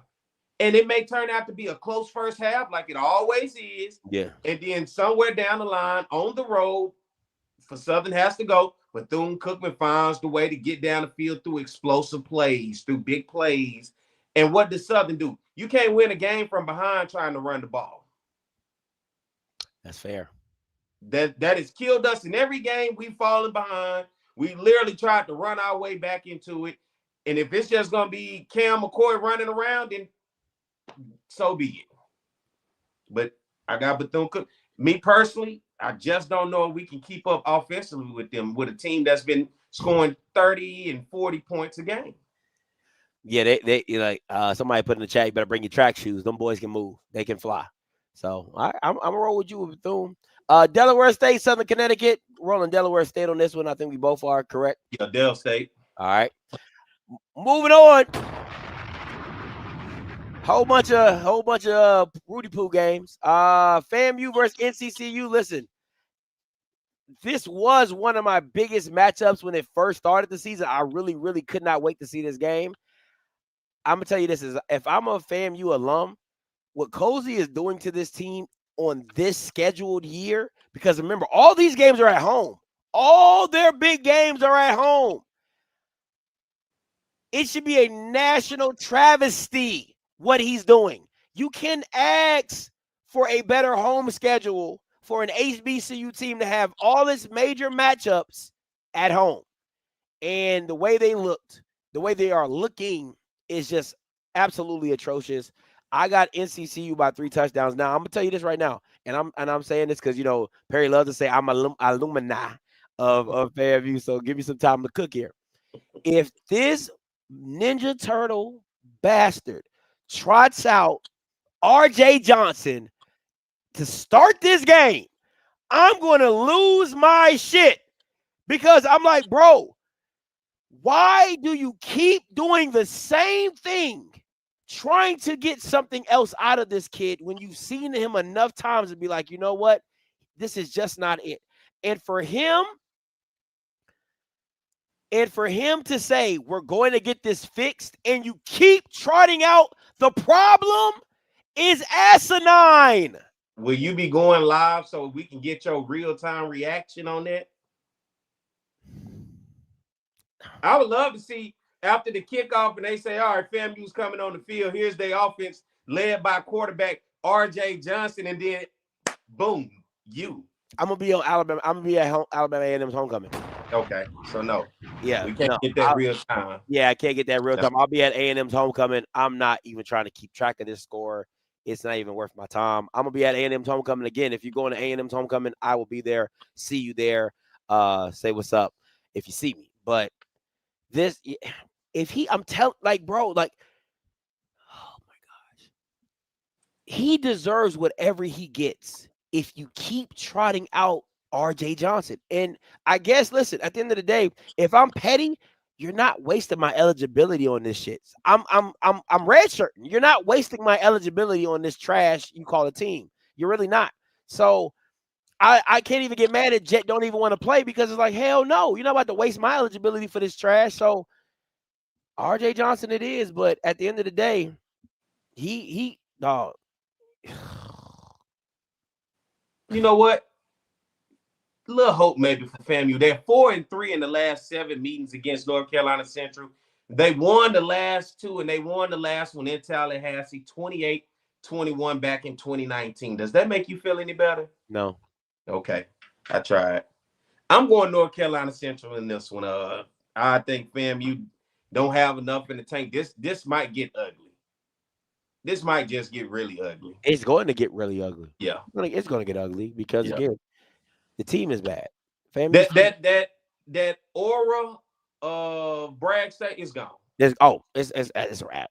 It's done. It's a wrap. Bragg, that aura is done. It's over with. And It was good while it lasted. And to me, what makes it even worse, I can't, like, I really cannot stress this enough. This was the season for you to make guaps of money. If you're just decent, if you're just competitive with all the home games, Alcorn's a home game, NCCU's a home game, Jackson's a home game, PV's a home game.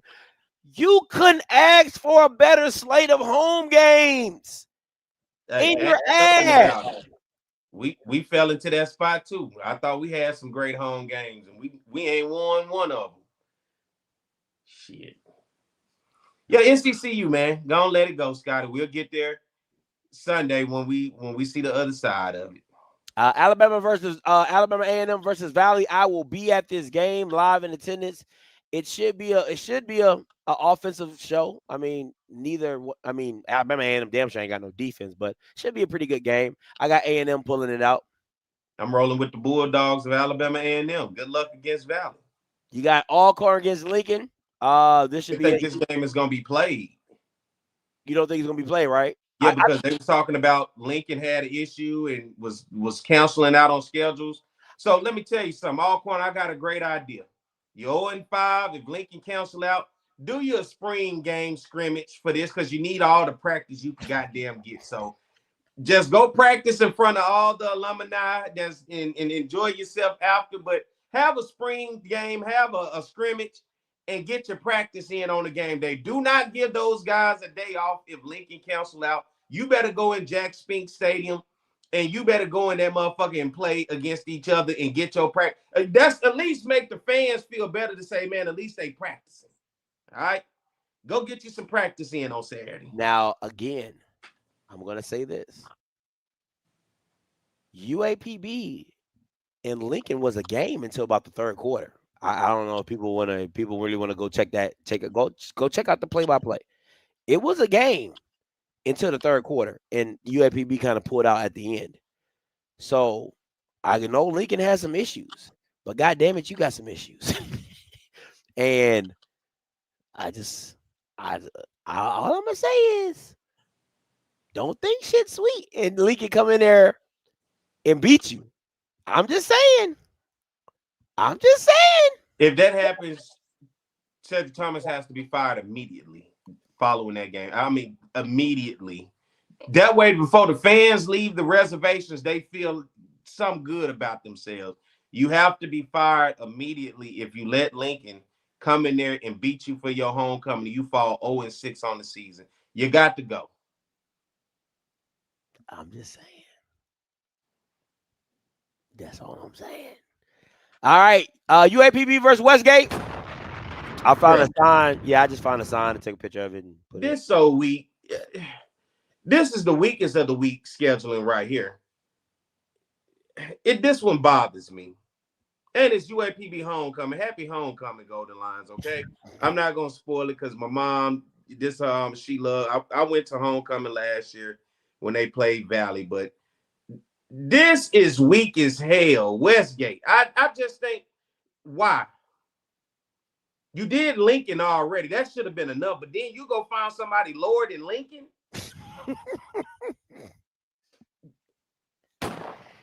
The Westgate. I think they in one building with a parking lot in Houston. Did you know this school in Houston? No, I didn't know. Right. I think it's like Westgate Christian or something. They playing some future deacons and pastors.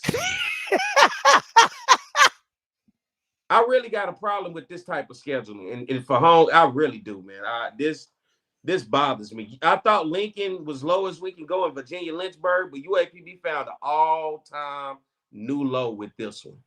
I'm telling you, it's so bad, ESPN won't even recognize this game being played. That's crazy. That's how bad this is, bro. So, yeah, this one pissed me off. I'm going UAPB, but this ain't work. This don't do it right here. And then you're going to bring them in for homecoming like this supposed to get people fired up? No. I can't do it. No. I'm pissed about it, but let's go UAPB. Who you going? Absolutely horrible. Do not schedule games like this. This is horrible. But to me, I think the VULs of the world and the Lincolns, I think that's just as bad. Like I'm in this is worse again, but I think it's all to me. I'm putting it all in. I'm putting it all in the same bucket because again, if you're a D1 institution and you all here trying to schedule NAIAs and independents for bro, I don't even know what. Just look them up right quick if you can. Let's do. I don't know what they are, bro. I don't know. I don't know if they practice in a parking lot. I don't know who Westgate, why Westgate. I really got a problem with this. It really grinds my gears, bro. This is the absolute worst in scheduling right here. It really is. Okay, so I don't have no problem saying it. Let me bring this up real quick. It says Westgate Christian. Let me help y'all out real quick. See if I can see this. Then zoom in real quick. This like fucking Bishop Sycamore. Like, all right. So it says Westgate Christian is a football member of the New South Athletic Conference, a league that began to sponsor football this year. The university's football program is known as the Ravens, played its first season in 2024 as a truly independent team before joining the conference. That Bama said Division 4. Oh, man. Yeah. This is horrible. That's what you got. This does nothing for your brand. And this ain't nothing to brag about the win. This, I mean, I can't brag about this, bro. He said UAPB versus the Holy Ghost.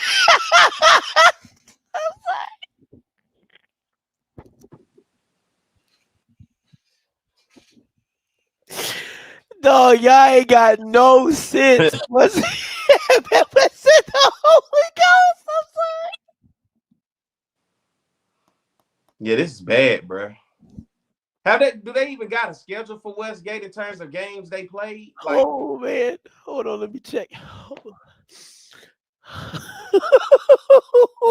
Anybody in the chat live in Houston ever heard of Westgate? Because I got parties that live in Houston. It's like, bro, I ain't never even heard of it. Yeah. Oh my god. I don't even know what these schools are. I'm sorry. All right, let me. Oh Jesus, that was funny. I needed that laugh. That was hilarious. All right. Westgate University, Ravens Fall, Louisiana Christian Community College. Bruh. You want to play a team who been playing community colleges. Let that sink in. Let's stop for a second and then let that sink in. The team that you playing is on the level of playing community colleges. Oh, man. Hey, that's man, too listen. bad for me. That you know you go from D1 to playing a school playing community colleges. Hey, man, a win's a win. A win's a win. Okay. You should have played at this level, bro. Play nobody playing community colleges though, bro. I'm sorry. Keep going on. This bothers me, bro. Oh, Centenary College of Louisiana, Shriner University, Northeastern State University in Tahlequah, Tahlequah, Oklahoma, Austin College in Sherman, Texas, Clayton State University at Sheldon ISD Stadium. That is a high school stadium. I know that for a fact because anytime you see ISD, that's definitely a high school stadium. And then Palm Bluff, and then they got Lighthouse Christian College. Lighthouse Christian College. That is funny. Yeah, that's. They season over with the first week in November. That's funny.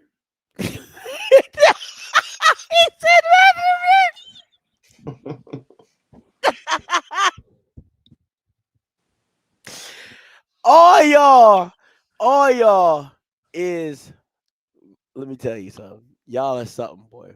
Now I got a problem. This one really bothers me. It's the Lincolns and the Lynchburgs bother me, but this one right here is a new low. You actually playing a team that played a community college this year.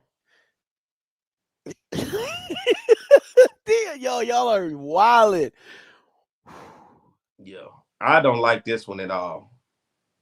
That is funny. Yeah, this one bothers me. We talk about brands and we talk about if I'm Alonzo Hampton, I wouldn't even have agreed to this.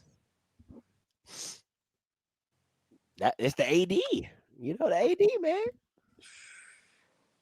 They got beat 70-12. To somebody we ain't never heard of. That's crazy work. So UAPB gonna score 100.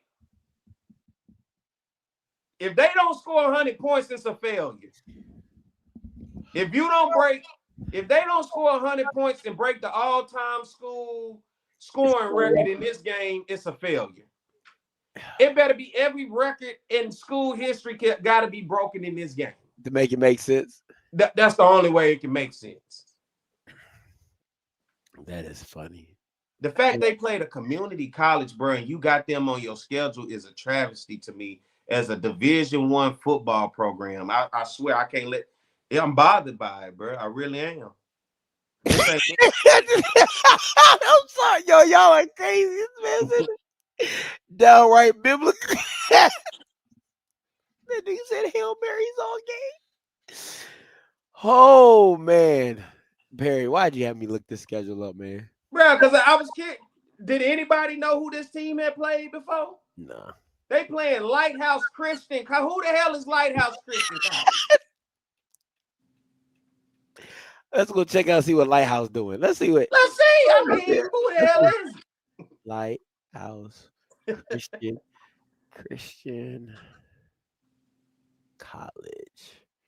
Nobody ever searches this school. Train with seasoned college level coaches and compete in a dynamic football program. LCC football offers the ultimate opportunity to grow, excel, and dominate on the field. Let's see. No, you can't even click on the schedule. No, they don't play football. They just. Okay, here we go. Jackson Christian College. Oh, that's a Jacksonville AA Christian College. South Florida Tech College. Mississippi Community Christian. Community Christian of Louisiana. Hey, man, listen, they be traveling though. For a school that they be traveling. For real, like they be getting it in. Bro, me and you right now, if you want to go play Saturday, we can go play at Lighthouse. Yeah, that's facts. We can go play at Westgate. Like, what's the criteria to go play for them? Oh, my bad. Y'all can't even see this schedule. My fault, guys. Let me I'm over here looking at the schedule. Y'all ain't even.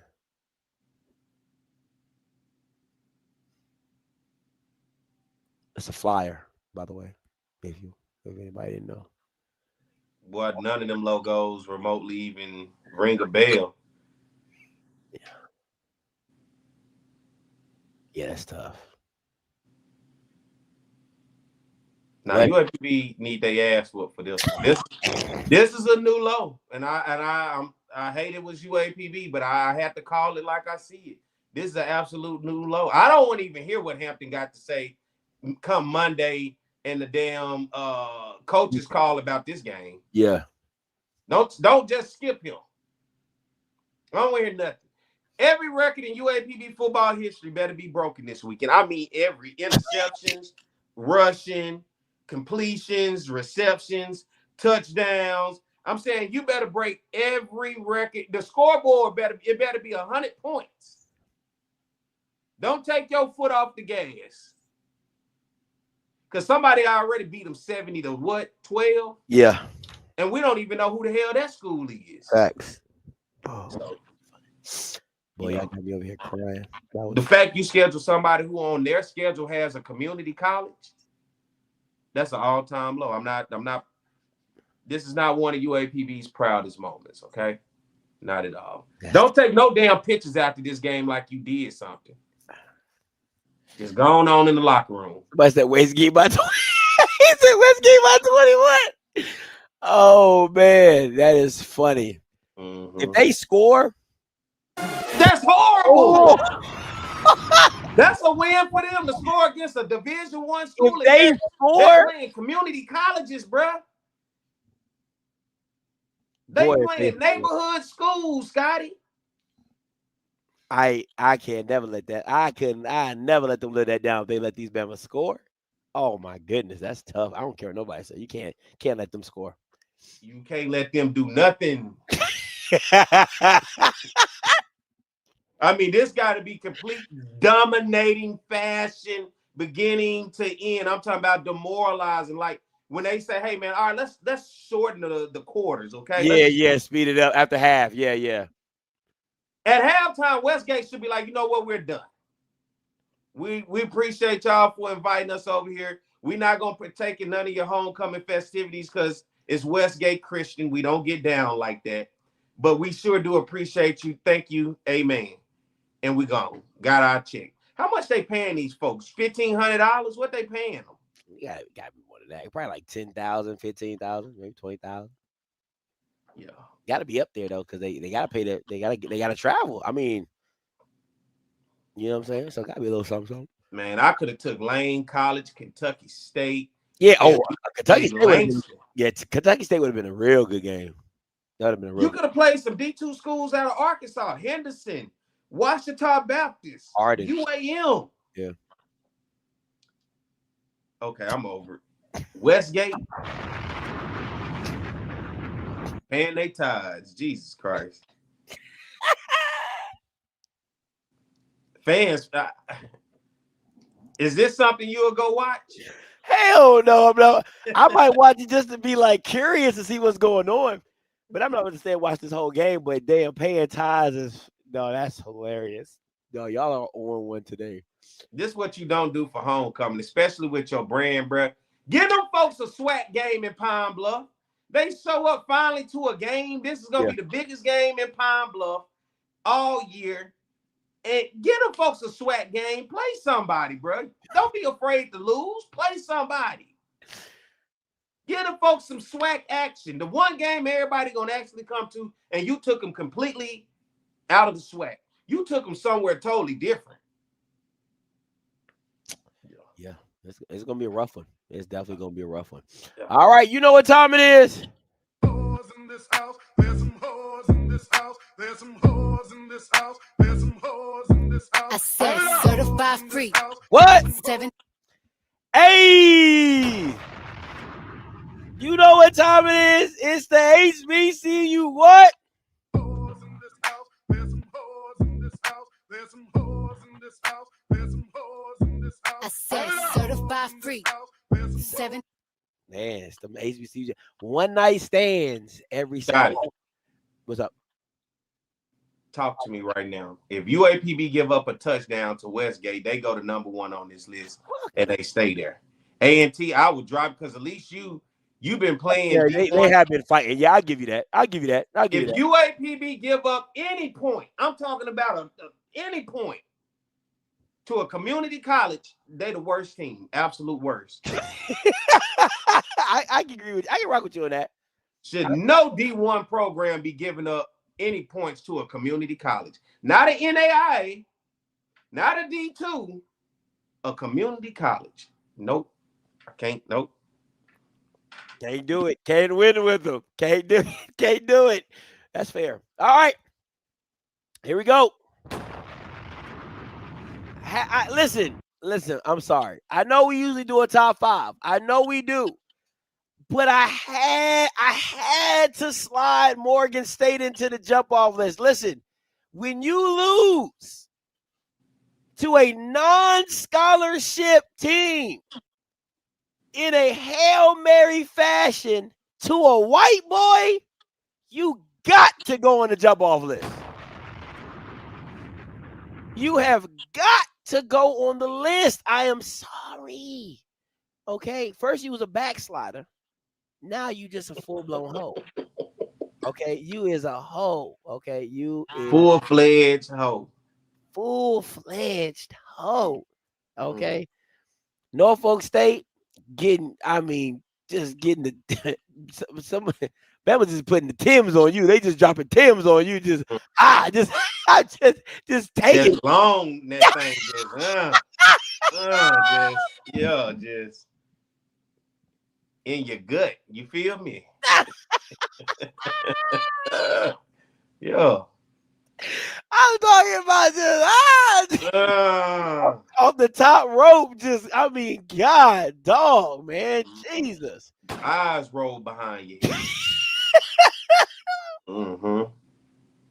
UAPB, listen. UAPB is the type of do a little strange for a piece of change, okay? Because it is, Clearly, Westgate, they letting anybody. I'm talking about anybody, bro. Just anybody. Anybody, literally now. That is the new definition of anybody. They went on that Craigslist back page. Oh boy, they got the low of the low, the low. I'm talking about old crackhead looking. What I'm talking about.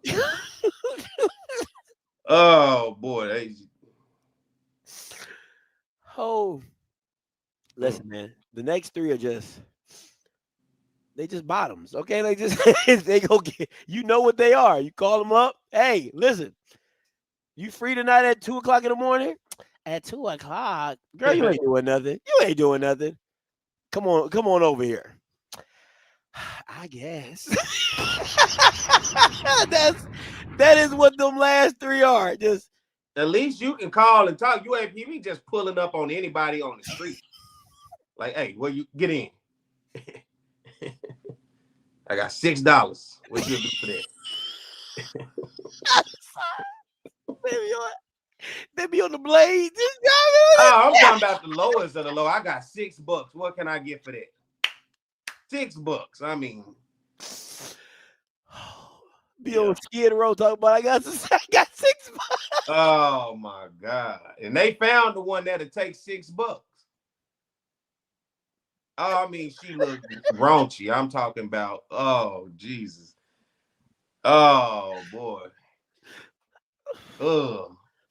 I can picture the one they got right now. Oh,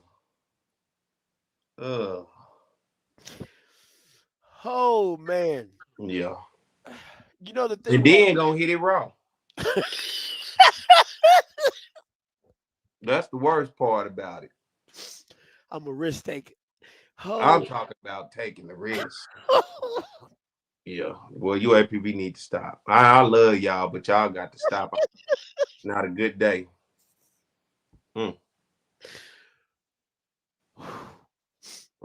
Perry, it seems like Norfolk and Morgan. This is what Norfolk and Morgan remind me of. Norfolk and Morgan remind me of Norfolk's the girl. She used to doing what she doing, right? But Morgan, your friend, so you like, hey girl, just come roll with me, just come with me, and then you get caught up in it. Like that's how I feel like Morgan and Norfolk are right now. Like Norfolk's like, this is what roll over to this nigga house with me right quick. He say he got a couple friends, they drinking, but you already know what it is. You already know what it is, and then the girl get there like, girl, just act cool, just relax. Norfolk talking to Morgan like, just relax. And before you know it, she done walked in another room. She done got there and I already done got. Gone. Yeah, couldn't even front. Nigga grabbed up quick. Hey, step over here with me right quick. Come here. Stupid. He said she probably graduated from Westgate Christian. God got her. Sorry. Oh my goodness. You know what I'm saying? Like, perfect example. Norfolk is Diamond. Morgan is the cousin. You know what I'm saying? Like, I don't know. Next thing you know, she in the car with everybody. She just doing any and old thing. Just wilding. Just wilding. I only came here to dance. That's it. Okay. Yeah. Little sister activity. Yeah. Yeah. Like, what you doing up here? Why you at the party? We just having fun. Yeah. Oh, okay. Just not with these niggas. Was hey, I roll with them. I know how they get down. Yeah. Yeah. Let me take this call real quick. Mr. Hill, coming to you. Hello. Yeah, what's up, Mr. Hill? Hey, how you doing, man? Man, I'm good. How about yourself? I'm doing well. Perry, how you doing this evening? I'm doing good, Mr. Hill. How you doing? I'm doing great. I'm doing great. I got two questions real quick, Scotty. The first one, both of y'all can answer. The second one, probably I just leave it to you, Scotty.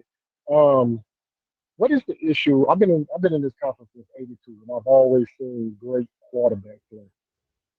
Right now, it seems like he got spade hand. He got one in the pocket. So, what do you attribute that to? Is it recruiting? Is it coaching? What you attribute to the bad quarterback play or the fact that you can't find a quarterback? Because here Lane Kiffin can go all the way to Ferry State, skip over all of the SWAC, all the D1, and go to D2 and find them a quarterback. Why can't the SWAC have good quality quarterback play? The first thing is recruiting, because you gotta bring the talent in, right? I think it's a lot of people try to find a guy that fits their system, which is fair. But when you get that guy in, now I gotta develop him, right? Because again, there's a jump that goes from high school to Division I that every kid is gonna have to experience. The speed of the game gets different. The defense gets more complex. So when you're bringing in a kid, can I coach him up? Can I develop him into a way to where he understands what I need him to do and how to do it? That's why I think a lot of times is you want to have a QB coach that's played the game at a very high level.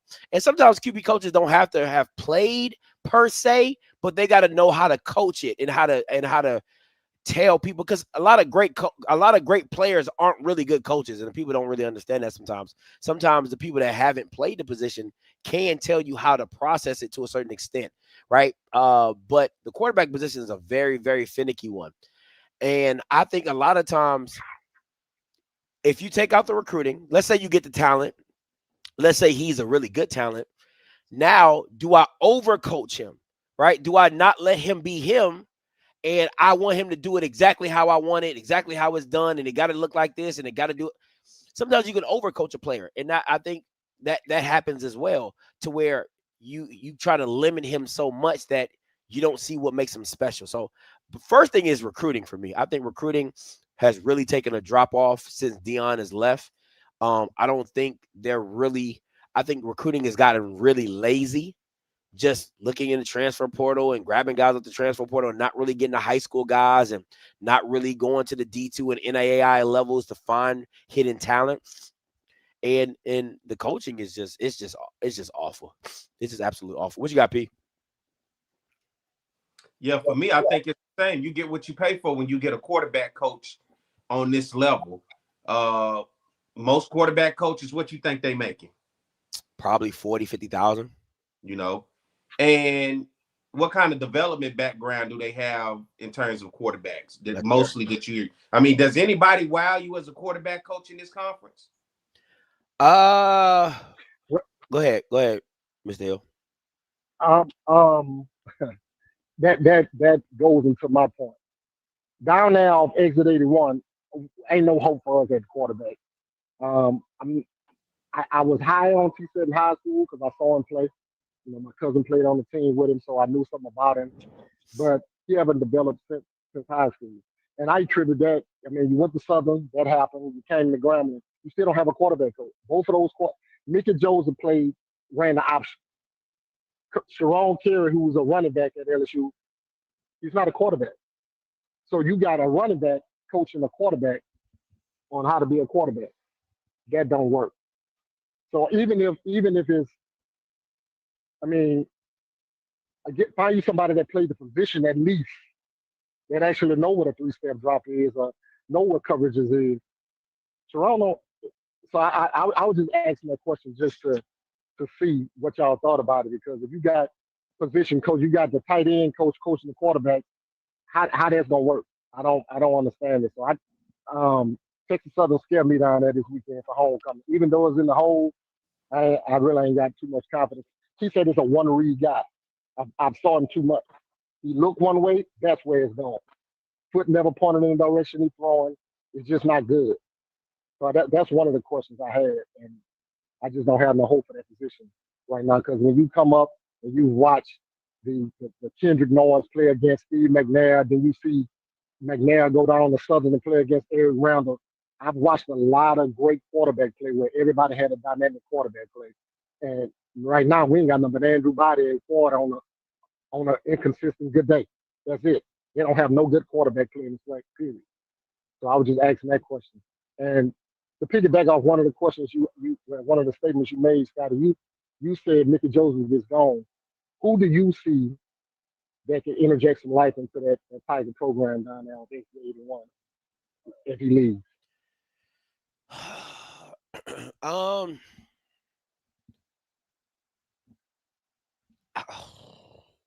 Listen, oh my gosh, it all depends on what direction you're trying to go, right? Like, I think for me personally, when I say do a national search, that means all colors, right? Like I'm not a you know who our AD is, which I mean we all want to go, but that's a whole nother story. But who would you put? If you was Travion Scott, who would you hire? If I was Travion Scott, I would try to go get them Bamas from Ferris State. Like that would be, because again, I'm trying to get somebody who's built a program and try to come down to Grambling to build another program, like rebuild us. Like listen, I'm going to go get the Bamas from Ferris State. I'm going to go get that head coach, bring your sons, bring everybody, bring the whole family for all I care. Just bring what you did at Ferris State, bring it to Grambling. That's my absolutely first pick. I'm just not a big believer in a lot of HBCU retreads, but I think you got to go find either a D2 guy who has built a program, because again, I don't want to pay a lot for this guy. That's the second thing. I don't want my budget to be killed because of what it is. Now, outside of that, I agree with Emmett Jones. It's Art Browse and Ed Reed. Like those are my like. If you're not going to go get a solid guy that has built a program, I go and get Art Browse, or I go and get Ed Reed. But again, you have so much politics behind the scenes with Doug and Shaq and all these guys who are not walking in this door anytime soon to coach, who are not walking in this door anymore to be a player. So in this day and age, you got to get some type of buzz. I think Ed Reed makes you relevant again, more than any time else. And I think, and I'm gonna say this, the real issue is Travion. Travion firing Hugh Jackson at the time he did set your program back, because Hugh Jackson was building something. Like, if you just look at about to get rolled. Oh my God, he was really churning. That third and fourth year at Grambling would have been crazy with the talent that he had with Chance and Chalk and the receivers and the court. Like, again, I think he just pulled the plug a year too early on Hugh Jackson. I really believe that. You know what I'm saying? So I know Art Browse is probably a no-go because of the first go around. I think it should be a go because, again, he brings in white offensive linemen with you.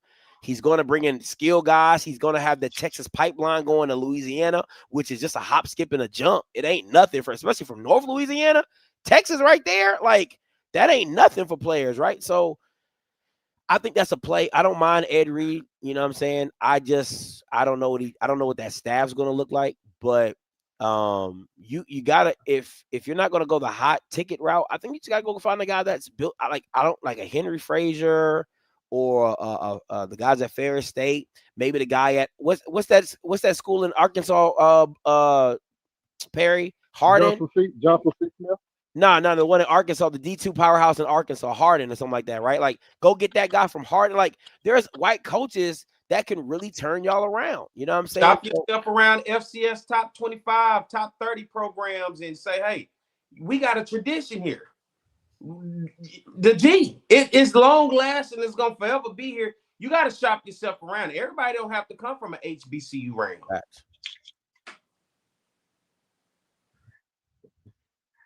Okay. Appreciate you guys taking my call, man. I just had a couple questions I wanted to get out. Now you good, Mr. Hill, anytime.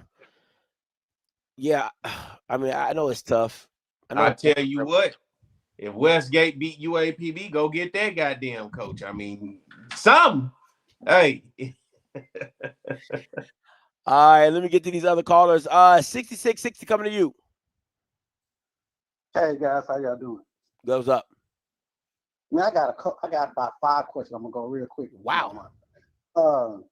Perry, were you able to see, or you, Scotty, were you able to see the PV game?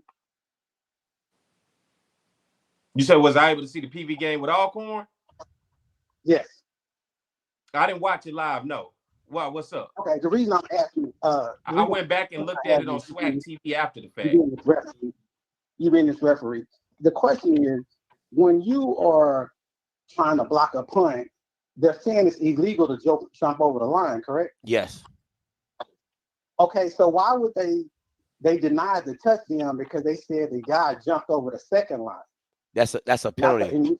That's a penalty. I can tell you, I know exactly what you're talking about. You're talking about the second protector next to the punter. I can give you a perfect example. I was at the FAMU and Valley game, and the dude from Valley, FAMU was up by like four points. They were punting back to Valley to go score. The kid from Valley jumped over that second line right in front of the punter and got a 15-yard unsportsmanlike conduct penalty. That is a penalty. Okay, so it's the first or the second. Yeah, you're not supposed to do that. Yeah. Okay. Yeah, that's dangerous. Perry, I'm just asking, do you want to renew our little situation from last year? Oh, he's talking about he's the Southern dude that bet you. Hey, you ain't got to go loud. He understands. And then no, what he said, I missed it. He's the PV dude that bet with you last year. Okay, oh, this nigga bet? Where you been at? He been quiet. Oh, boy, what's up? You all No, I've been calling you. But anyway, I give you the week to think about it. But will you be in Baton Rouge? Really? Say that again. Are you coming to Baton Rouge? You know what? I'm thinking about it. You thinking about it? Not with your team rolling the way that they doing. Well, again, I try to tell you, I'm taking care of my mom who has dementia. So I got you. No, I got you. Well, then why are you trying to bet? Don't lose money. You need that money to go where you need it to go. Don't be betting me. I took money from you last year. And I paid. Hey, but what I want to really talk about is these two things. There's someone on the East Coast that's been doing a lot of chatter. And I want to know, what do you think about the North Carolina Central? They played East Texas, I think A&M, and Grambling played them. And Josh, he wants to act like the MEAC is just all of that. Do you think the best MEAC school will be able to beat the best SWAC team this year? Hey, South Carolina State. I mean, but they put up 40 on them. And North Carolina Central did whoop Southern's ass. I don't think Southern is not the top ever, So you're right. I think I think NCCU beats. I think NCCU loses to Jackson State. What about Arkansas Palm? Look, I'm sorry. What about Alabama State? I think that's a better matchup for NCCU. I would like to see them the two matchups. The Prairie train is still churning, so we're not for sure what's gonna happen with PV. I think you guys lose to both teams. Okay, good. All right. The last thing is, I want you, Scotty, tell Joshua whenever you talk to him, since he's talking all this noise about PV, that Coach Tremaine, he told NCC's coach, if they want to play us, the coach knows what our number is. He said that on the media call today. So he says, don't talk to Coach Mr. Cavill. Don't send no sideline, Scotty, Perry, tell me what to do. If they want it, tell his coach to call him. He got my number. And that's not me paraphrasing. That's a quote if you want to go back and listen to it. I'm definitely going to clip that. The coach said our name? You, Josh. If you listening, Josh, that was directly to you. So he didn't say our name, right? I know he said Dr. Cavill's name, but he definitely didn't say our name, right? No, he did not. No. Okay. Dr. DeVille posed the question. Oh, got you. And so I don't even know why he posed the question, because that wasn't even part of a media situation. He should have been asking the situation over the weekend. But since he posed it, he basically kind of said, we're not running and we taking our challenges. He said, but we won't just be going there. So if they want to play us, it's going to be a home and home. So he told him, their coach got his number, and he told him, I'll let you listen to what he said if you want to. But Perry, you got a week to think about it. Just get back with me. I'm here all season, baby. I ain't going nowhere. Well, I know your feelings are a little low right now, so. I'm all right. I'm pushing through. I'm about to say, this definitely was you last year, but hey. like he act like he been up the whole time. Hey. That's what happened that's why Rick James said I should have never gave you niggas money. When they finally get a little bit better than you, they act like you ain't nothing. You know what I'm saying? I'm like, Jesus. All right, I'm gonna come to these. I see the other two callers. Let's move on. All right, let's get into this HBCU top 5. First up, Perry, hit him with it. All right, man. My HBCU top 5. We are rocking and rolling. I'm loving where we at in the season. Coming in at number 5, South Carolina State, man. Look. They are continuously keeping themselves in the conversation. Chennis Berry is doing what he had to do. And guess what? They beat Savannah State. They did what they needed to do. That's why you scheduled them. I can accept it. And guess what? It's almost conference time. So to be 3-3 right now, they're in a good position. Chennis Berry, I think, it has the opportunity to have them to go on the run when it's time. Coming in at number 4, another MEAC school, North Carolina Central. They are getting themselves back on track. They kind of stumbled here and there with Old Dominion and New Hampshire, but now they're 4-2. Trey Oliver in this program, I think when you look at the MEAC, it is North Carolina and South Carolina State and North Carolina Central right now. But for me, they are the best team in the MEAC right now at 4-2, and they're the number 4 team in the nation. I like where they're headed. Currently, they are playing some really good football. Coming in at number 3, how about Prairie View? 1-point victory on the road on the reservation against Alcorn State. And the Panthers find themselves 4-2, 2-0 in conference play. They squeaked out a victory, and it's really 3-0. They squeaked out a victory against Texas Southern by 1 point. They squeaked out a victory against Alcorn by 1 point. Both on the road. They are currently in the driver's seat in the SWAC West. I like what Coach Tremaine Jackson is doing with Prairie View so far. They're my number 3 team. Now we go over to the SWAC East. Alabama State coming in at number 2. They got the victory they needed at homecoming against Bethune-Cookman, putting up points. Andrew Body is doing this thing, and everybody else is playing very well. I like where Alabama State is right now. Alabama State is 4-1, 2-0 in conference play. Eddie Robinson Jr. has finally gotten the offense he's been praying and looking for. Now here it is, and it's coming down to the big game of the team that's number 1. Jackson State. Right now, they play all 3 phases of the game better than anybody. Offense, defense, and special teams. They've had a bye week to get ready for this big game, homecoming game against Alabama State. And this game is going to be good.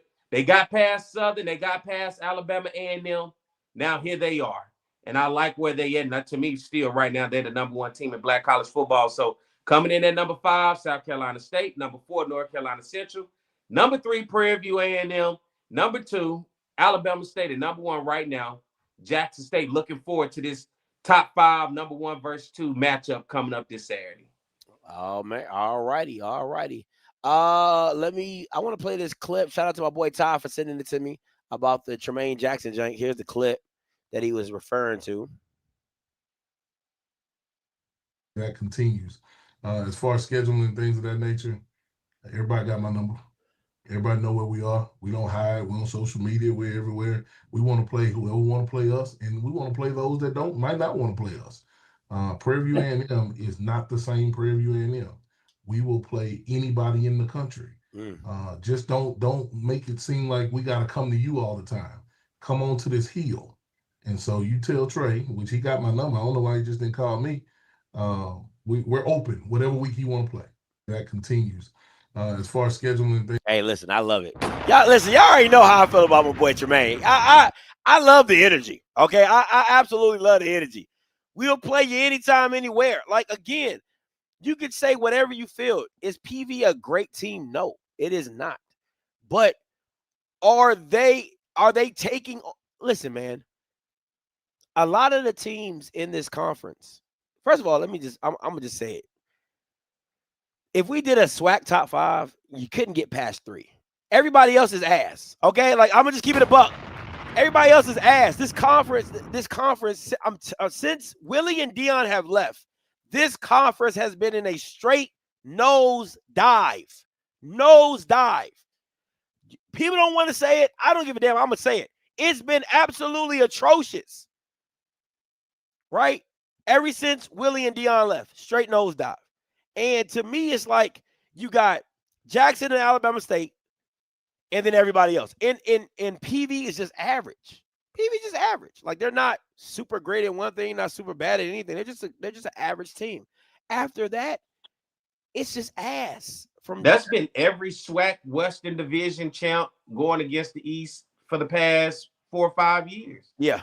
It's literally been 2 teams from the SWAC East, whether it's Jackson and FAMU, now it's Jackson and Belmont State, and then it's like you get whoever wins out of the West, and then it's literally a drop off, and it's a big drop off between the 2 top teams in the East, and then you get that one SWAC West champ. Yeah. Think about it, the SWAC West is yet to host the SWAC championship. And the SWAC West is yet to win a SWAC championship. If you're the commissioner, you got to change this. Like you can't keep doing divisions. You got to make it the best teams because it cheapens the quality of the competition in the championship game because everybody know who's gonna win because the team on the West is so bad. They've been bad every year. I'm over the divisions, and every time that is spoken, everybody act like, oh my God, it's an uproar. No, it is not. It's not that hard to separate good teams in this conference. It does not have to come down to 4, 5, 6 weeks of teams playing each other out of a division to find who wins. Because really, whoever loses this game Saturday, if they run the table, they still need to be in the SWAC championship. They should. These are the 2 best teams. They should. But I get it. Everybody wants to play itself out, but I'm over the divisions. It means absolutely, especially as bad as the SWAC West has been. It has been horrible. Yeah. Let's just get rid of divisions. Let's line it up. And guess what? Conferences have already came up with the formula on how to make it work. Yeah. So don't act like, oh my God, what are we going to do? Everybody's not going to play each other. How's it going? The formula is out there. All you got to do is adopt it and make it fit for your conference. And you will have it. So I don't know what this conference needs to do in particular when it comes to coaching or recruiting. I don't understand because, and I'm gonna keep it a buck. Is Jackson a good team? Yes, they are. But it's hard to evaluate them when you're the best, when you're the tallest midget, right? Like you don't want to play anybody out of conference that has some substance, so you can't evaluate who you really are. Like you don't go play a UNH, you don't go play a Tarleton State, you don't go play a UIW, right? You don't go play those teams, so we really don't know how good of an FCS program you really are. But you beat up on SWAC teams who don't go play anybody, right? Like it's just a whole bunch of nobody want to go play anybody. It's a whole bunch of just like, well, they do go play, they just don't show up well. SWAC teams do play. It's just it don't never go our way. USM and ULM, you're playing FBS programs. Like I'm saying, playing against your own. It's like this. If you're a 10U team and you're playing against a 12U team and you lose, you're supposed to lose. You're supposed to lose. What I'm asking you to do is get out of your region and go play a 10U team out of state. Go play another 10U team. Go play an FCS program in your local area. But ain't that what's been happening? Prairie View has done it. Texas Southern has done it. I'm talking about the top teams. You need your top teams to go play to really evaluate. Yeah, you need. It doesn't help. It doesn't help Valley to go play Tarleton. We know they're gonna get smacked. Yeah. A&M playing Austin P. You know they're gonna get smacked. Even though they should have won a couple years ago. But right, like that's the issue with this stuff, right? So you go out because you really don't know how good Jackson really is because you're like, these teams in the SWAC are bad. That's why you're ranked the 12th or 13th or 11th conference in all of FCS. Yeah, because Jackson's been hanging their hat on close games with Texas State, ULM. You know, they're hanging their hats on the low-level FBS teams playing with them. But you're right. I wouldn't mind to see them against somebody, maybe a UCA. I mean, Southeastern literally on the same highway as you, right down the road. Right down the road. You know what I'm saying? Like, damn, like, go play and show. Like, that shows that you can kind of see where, like, agreed, 100% agreed, 100% agree. If you swap schedules and Jackson goes out and beats Tarleton State, now you like, whoa. Or they lose to Tarleton State by a point, you're like, whoa. But you can't evaluate them because it's like, they say they played Hampton. Hampton lost to NCAT. They say they played Hampton. They come from the white conference. Hampton played Hampton. They from out of state. They from out of state, though. Oh, phooey. Oh, okay. You know what I'm saying? It's crazy. It's sad. All right, my top 5. Listen, y'all gonna put some respect on Del State's name. Y'all gonna put some respect on Del State's name. I got them at number 5, 3-3, getting ready for conference play. They open up conference play with NCCU. We'll see that when it comes. All right. I got the T-Jacks. You already know what it is. They're 4-2. You can say whatever you want. 1-point win, 2-point win, whatever. They winning. They winning. All right. They winning. And they're average. They're just not a good team. Right? Like, I thought Southern last year was a bad team that got lucky and wins.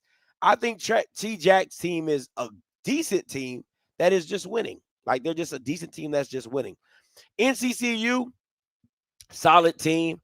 Keep doing what they're doing. I think, were they on the bye week this week, or did they play some? They were on the bye week this week. So yeah, nothing too crazy. Jackson State, Alabama State, man, the top 2 teams of this conference.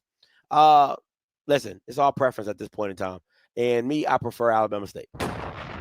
That's why they number 1. And number 2, listen, we're going to see this week. That's just what it is, right? You're going to see this week. And that's how the game gets played out. And we'll see who's the number 1 team going forward. Maybe NCCU will jump over Jackson State to be number 1. I don't know. Who cares? Whatever I feel like. All right. You know what time it is.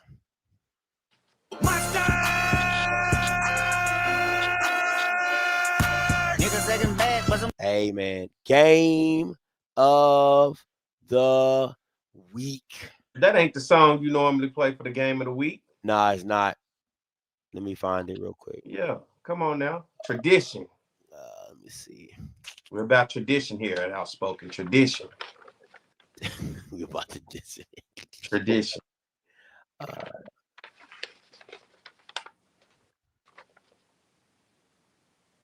Here you go. Ready?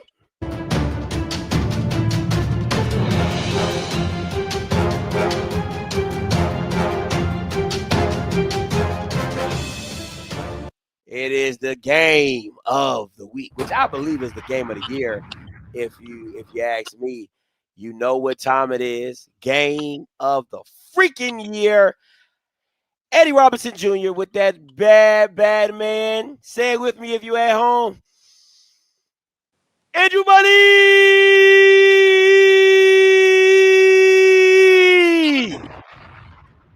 Somebody from Alabama State told me they're going to put that as their ringtone. That was pretty funny. Against Jackson State and Jacobian Morgan, it is going down in Jackson, Mississippi for homecoming part 2. All right. The first time TC had homecoming against Alabama State, they lost.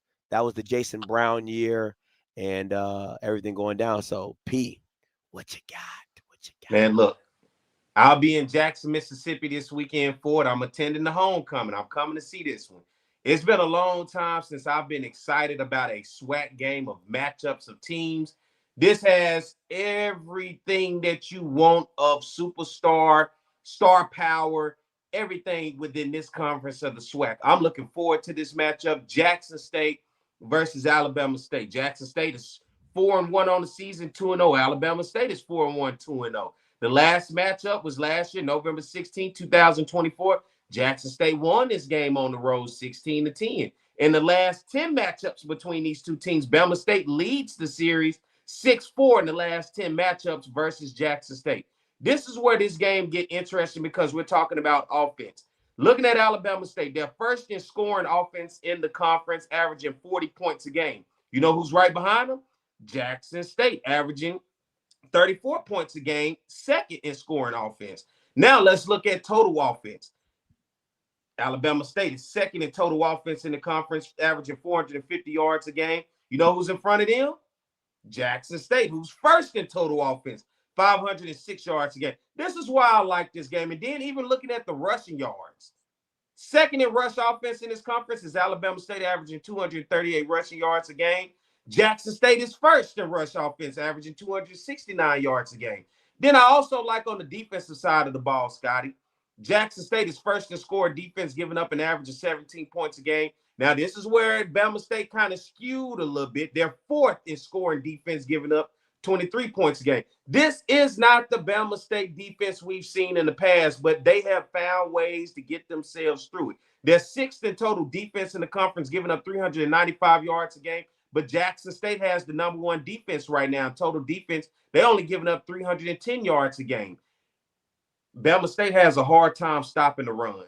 They're eighth in rush defense, giving up 181 yards a game. Jackson State does a great job at stopping the run. They're first in the conference in rush defense, giving up only 115 yards on average. Now, this is the deciding factor. We're looking at the passing game. Jackson State right now is third in pass offense, passing for 237 yards a game. On the other side, you got Alabama State right behind them at fifth in pass offense, passing for 212 yards. And then you look at pass defense. This is where I think Jackson State is going to try to make it a tough day for Andrew Body throwing the ball. They can already do a great job at stopping the run, but they're going to try to force Andrew Body to beat them with their arm. Jackson State is second in pass defense in the conference, giving up 195 yards a game, while on the other side, Jacoby Morgan will be going against the fifth-ranked pass defense at 213 yards, giving up a game for Alabama State. Andrew Body, let me tell you a crazy stat. He leads the conference in rushing and in passing. He's the leading rusher in the SWAC right now, running for 520 yards and a touchdown. He's also the leading passer in the conference, passing for 1,380 yards and 18 touchdowns. Then you look at Jalen Jones, a wide receiver target for him, number one in receiving in the conference right now with 430 yards and 6 touchdowns. But on the other side for Jackson State, Ahmad Miller, second in rushing, he's rushed for 455 yards and 3 touchdowns. Jacoby Morgan is third in passing. He's passed for 929 yards and 6 touchdowns with that monster game last week against Alabama A&M. How about Jamil Gardner Jr.? He's seventh in receiving with 291 yards and a touchdown. But this is who you're going to have to circle on defense. That bad man, Quincy Ivory. Quincy Ivory right now is second behind Kelby Givens in both tackles for loss and tackles as well as sacks. Right now on the season, tackles for loss, he's second. And for sacks, he has 4 sacks on the season. The key is going to be, can they contain Quincy Ivory? Can Bama State's offense contain him where he won't wreak havoc? Because did you see him against Alabama A&M? Oh, man, it was nasty. That D-line for Jackson State was nasty against Alabama A&M. I like the matchup because of the quarterback play. And listen, if they get, as somebody said earlier, if they get Pooh Shiesty Andrew Body to show up, you know, when he if they get Pooh Shiesty Andrew Body, this is going to be a good one. But both teams have traded blows on the road. This typically seems that favors the road team, the way they've been going back and forth. But I like the matchup, Scotty. This is a game I think we've been looking forward to, and it showcases the 2 best quarterbacks in the conference. But I think the separation for me in this game is going to be Jackson State special teams. They find a way to be able to flip the field. They find a way to be able to put up points when you factor in Travis Terrell Jr. back there returning. They do a great job at special teams play. This is one I'm looking forward to, man. Oh, this the game right here. This is the absolute game. Let me go down some things for me. I I'll do the quarterbacks last. I think the running back room's a push. I think if you're taking running backs, Holtzclaw, you got the other kid. They got 3 backs. Jackson got 3 backs. They got 3 backs, and I think they all do the same. Wide receivers, I think it's a push. The reason I say that is I think Nathan Rimbert's their best receiver. Jalen Jones is their best receiver. I don't think there's anybody that can cover Jalen Jones one-on-one. Neither do I think there's anybody that can cover Nathan Rimbart one-on-one. The Jet, Shamar is a little bit better than the Jet, but I think AJ Harrell is better than Dupree. So you got that, right? O-line, I'll give it to Jackson. I think Jackson has a better O-line. D-line, I'll give it to Jackson. Linebackers, I'll give it to Jackson. And then DBs, I'll give it to Alabama State. I like their DBs a little bit better than Jackson's. I think they're better hitters. I think Jackson State's they got better hitters than cover guys. Now, this is my thing. If you're going off paper, Jackson State's supposed to win this game. I'm just keeping it a buck with you. Jackson State's supposed to win this game. The thing to me is I don't need Alabama State Andrew Body. I need Texas Southern Andrew Body. I need Andrew Body to walk into the stadium with the cape already on. Like, what I've been seeing from him at Alabama State is he's kind of been like Clark Kent in the newsroom, glasses, just being low key. You know what I'm saying? Like, what do you need me to do? You know what I'm saying? What you need me to do? What you need me to do? How you need? You need a Herculean effort from Andrew in this game. I don't think you're going to be able to dictate the game running the ball like they have been throughout the game. I mean, throughout the season. Jalen Jones, to me, I would be surprised if Terenzo Quinn doesn't double him in some form or fashion, like to take him away from Andrew Body. I wouldn't be surprised if he does that because Jalen Jones is a problem. He is a absolute problem. There's not a person on that team that can guard him one-on-one. It's not. What makes it difficult for me is if you get UAPB, if you get UAB, Andrew, they win this game. It's not, and it's probably a little close, but it's probably about 10 points. If you get 100 yards, Andrew, you're not going to win this game. I have Alabama State winning this game. And the only reason I have them winning this game is because of Andrew. I'm gonna just be totally honest. I don't believe in Chris Barnett just yet in this aspect. I think he's been calling a great game. Getting up to this point, I don't trust him in this game. I don't know why. I just don't feel like I trust him in this game yet. He'll have to prove me wrong in this one. I think Andrew Body, because this is my thing. We've seen, and you've seen enough college football. We've seen college football. We've seen games being taken over by superstars. We see it every time. DJ Lagway against Florida State. You see it. You saw Diego from Vanderbilt beat Alabama last year. He had a Herculean effort. You seen Johnny Manziel beat Alabama. You know, if you have a special guy can get you over the hump. That's how college athletics works, defensively or offensively, right? So I just think Andrew has to be special. I'm counting. He has to be special. I can't see. I don't know how they win this game. He throws for 175 and 2 touchdowns, unless they run for 250 or 230. I just don't see how this works. So I'm going Jackson. I'm going Andrew, Alabama State, and I'm going 33-28. 33, either like 33-31, 33-28. 34, some around that. I think if Andrew gets to 30, I think it'll be a game. I hope it's a shootout. I really do. I hope it's like 45-42. I hope it's like a straight shootout. That would be epic. You know what I'm saying? To where it's just like whoever has the ball last and going down and stuff like that. I don't mind if it's a defensive game. I wouldn't mind if it was 17-16, 17. I don't mind. I want to see a good game. That's all I'm asking to do. That's all I'm asking to see. I think Eddie Robb is going to be super prepared. I hope Eddie Robb is going to be super prepared. He's a defensive guy, and see what he brings up against TC Taylor. But you're going to need all hands on deck to stop this Jackson State running attack.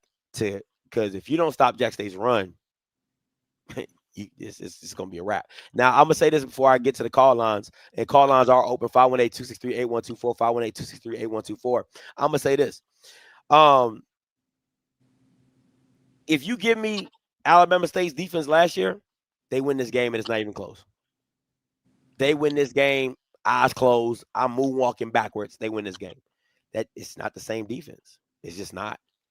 It's young. It's inexperienced. They got holes in it. It's just not the same. And that's why I think you're going to need a bigger effort from Andrew. You're going to need a big game from Andrew Body. What you got? I'm going to go, as much as I want to go Jackson State, because it's hard to go against what they're able to do in three. I keep talking about 3 phases of the game.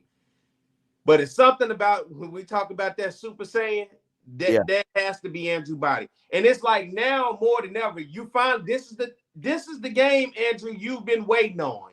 This is the moment. This is the opportunity. When everybody has said, you have not had the opportunity with the bright lights, the big stage, this is it.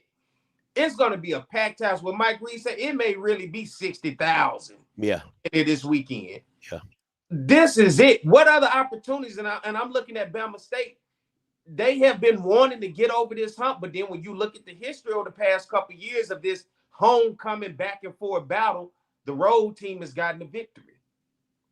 And it's looking at this situation where Andrew and for Eddie Robinson Jr., this is the moment that you've been waiting for. And if this is the moment you've been waiting for, if this is finally where you want it to be, you got to go in and get it. And if that's what you want to do, if that's going to be the hype, all that I said, Jackson State looks damn good on paper. But if you're going to follow it, I'm going Bama State. I think Bama State can get this done. It's going to have to be a superstar performance for Andrew Body. He's going to have to do something nobody was able to do last year except Grambling. And how did Grambling beat Jackson State? Turnovers. Bama State's defense is going to have to rattle Jacoby and Morgan. And if you can suppress Ahmad Miller, you will have a chance in this ball game. But you're going to have to not let Morgan beat you with his legs like he showcased last week. And you're going to have to keep him rattled. But you know what? Jackson State is going to do the same thing against Andrew Body. They're going to try to force Body out the pocket. They're going to force him to have to live with his legs and say, look, if you're going to beat us, you're going to have to beat us with your arm or you're going to have to run it every play. And that's where I think is going to be the difference. But Andrew Body got to want this. This is the game you've finally been waiting for. You're finally here. This is it. It's going to be a packed. This is the SWAC championship. It is. No, you're absolutely right. This is the SWAC championship. And for Eddie Robb, is like, this is your opportunity. This is the moment, right? Like, this is what you brought Andrew for. You know what I'm saying? This is what you brought Andrew in here for these moments right here, because he's the deciding factor. He's that tilting force that if he goes off, it's a wrap. Like, if Andrew goes off, it's a wrap. If he gives you UAB Andrew, it's a wrap.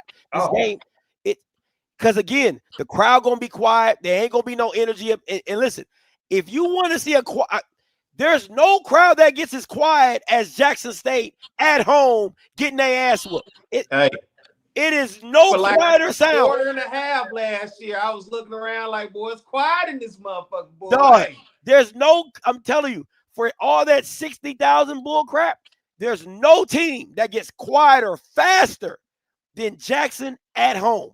Flat out. They will sit there, hands underneath their ass. The band ain't playing. It's straight mouse pissing on cotton. Listen, and speaking of the bands, hey, Jackson State, I know y'all talk noise. Y'all better tread. Do not mess with them honeybees this week. Don't. I know it's homecoming, and them Jackson announcers be talking that mess, talking that noise. Hey, stay away from the honeybees. I hate to see you on national news next week talking about the honeybees. Don't mention nothing about the honeybees. I'm trying to give y'all a heads up. Just follow my advice. Leave the trash talking alone. Killer bees, honeybees. Leave the honeybees alone. When it's halftime, don't say nothing about the honeybees. All right, leave them alone. Don't mess with them. But UAB, Andrew Body, is why I'm here today. What I saw against UAB, and then I saw his frustration at the end of the game where he wanted to keep fighting. Eddie Roberts like, look, why are we gonna risk hurting you trying to come back from 10? Yeah. But Andrew Body is the reason they ended up falling behind in that game, trying to make a play and threw a backwards pass to the running back, Horseclaw, who never got his feet set, that created a turnover that ultimately cost them that game. And that happened. He cannot have those type of plays in this game against Jackson State. He almost has to play flawless against Jackson State in order on the road to go get a victory. You cannot have turnovers like that.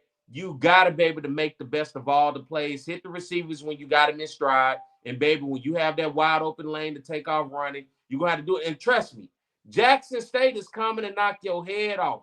I watched them against A&M. That was some hard hitting going on. Oh, listen. First of all, it should have been a targeting on Cam Silas. That was, I've never seen. That was the definition of targeting. Like the Bama looked like a spear in the air, head first, and they didn't call. I'm like, God damn, y'all called the stupidest stuff, but didn't even review it for targeting. That was even crazier. But yeah, they're gonna hit you. They're gonna hit you. That's just what they're gonna do. They gonna, that Bama number 15. That Bama is a missile. Okay, straight missile.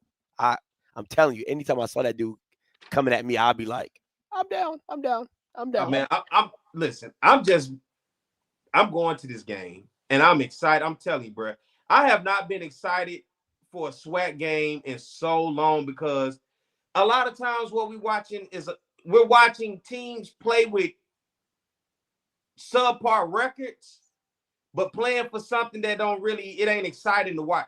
This is finally some exciting football that we rarely get as of lately in this conference. This reminds me of the energy when we was talking about that 7-6 Jackson State FAMU game. Yeah, and the thing I love about the reason I like this game more than that game is because we've seen what these teams are, right? Like we always got mad to see those teams first play in the first week, because it's like nobody really knows who they are. Everybody just coming out the gate, it's rusty or whatever. But you've got 5 to 6 weeks in. You scouted this team. You know what they are. You know what they like. Both look good. It's like, damn. Cannot be mad at it.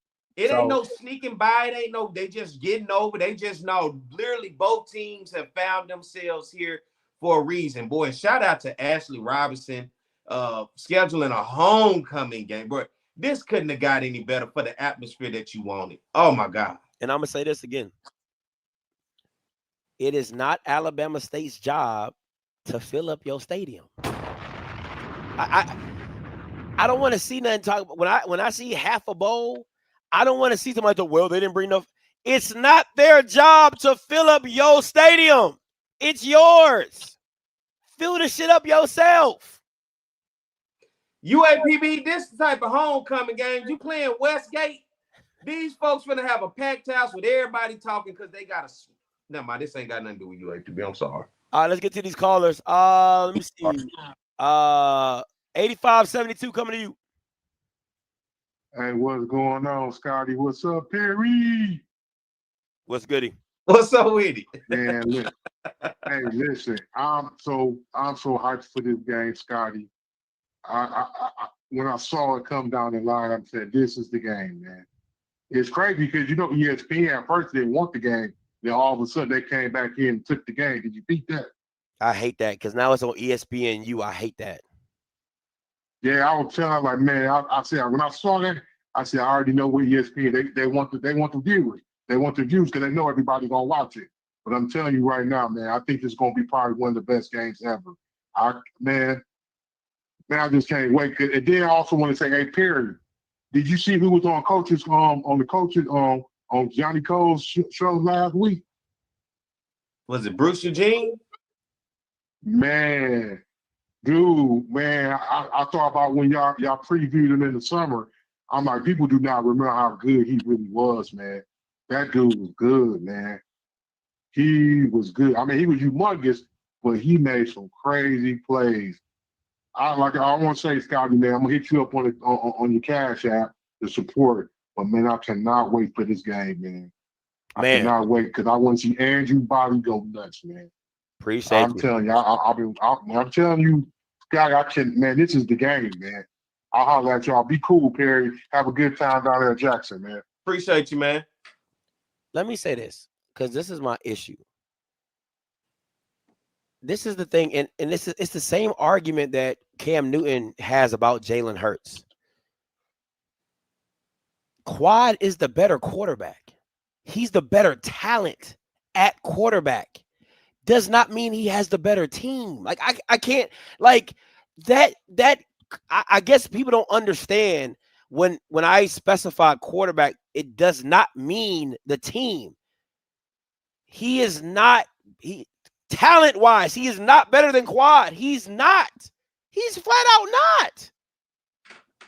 It's not even close. Talent-wise, it's not even close. I want to know what that quarterback battle was like between Cornelius Brown and Mekhi Hagan when they did have Mekhi. I bet it was crazy. Just absolutely crazy. Mr. Sergeant, coming to you. What's up, Scotty? What's up, Perry? How y'all doing this evening? Goody. What's up, my man? All right, man. So got these 3 questions, and I'm gonna be in and out. No Diddy. All right. Question number 1. Cozy, can he keep his job if he plays Jet and he wins? Can he keep his job? What is he winning? Like all the games? If he wins against NCCU. No, because you got a whole other game. What do you keep his job for? What? You still got a whole bunch of other games to play. The season ain't over after NCCU, and it don't even count as a conference win. So it's really if we keep it in a buck, the game really don't even matter. Honestly, it really doesn't even matter. So it's a lose-lose. If he loses a little bit, if he loses a lot, he's out no matter what. If he wins, he just gets probation for the next week. Yeah, this Bama's on a week-to-week review. Okay, it ain't no one game wins all. Hey, on a week-to-week review. And he got saved by that bad promoter in Atlanta this week, didn't he? He probably was gonna lose the Falcons.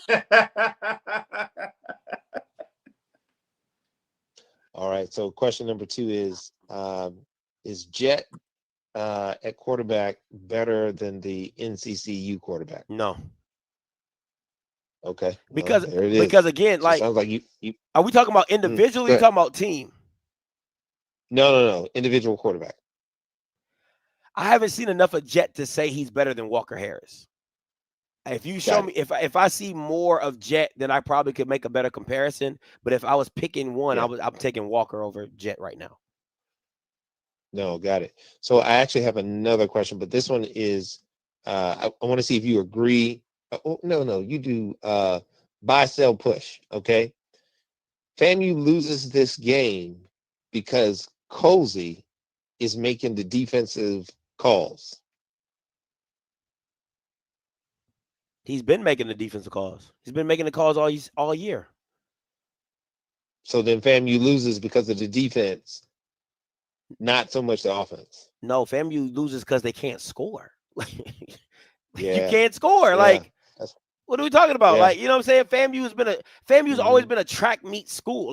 So for you not to be able to score is your biggest hindrance to what FAMU does. And again, offense sells tickets. So again, if he was able to put up 40, let's say you lose the Alabama State 45-40, people will enjoy that game.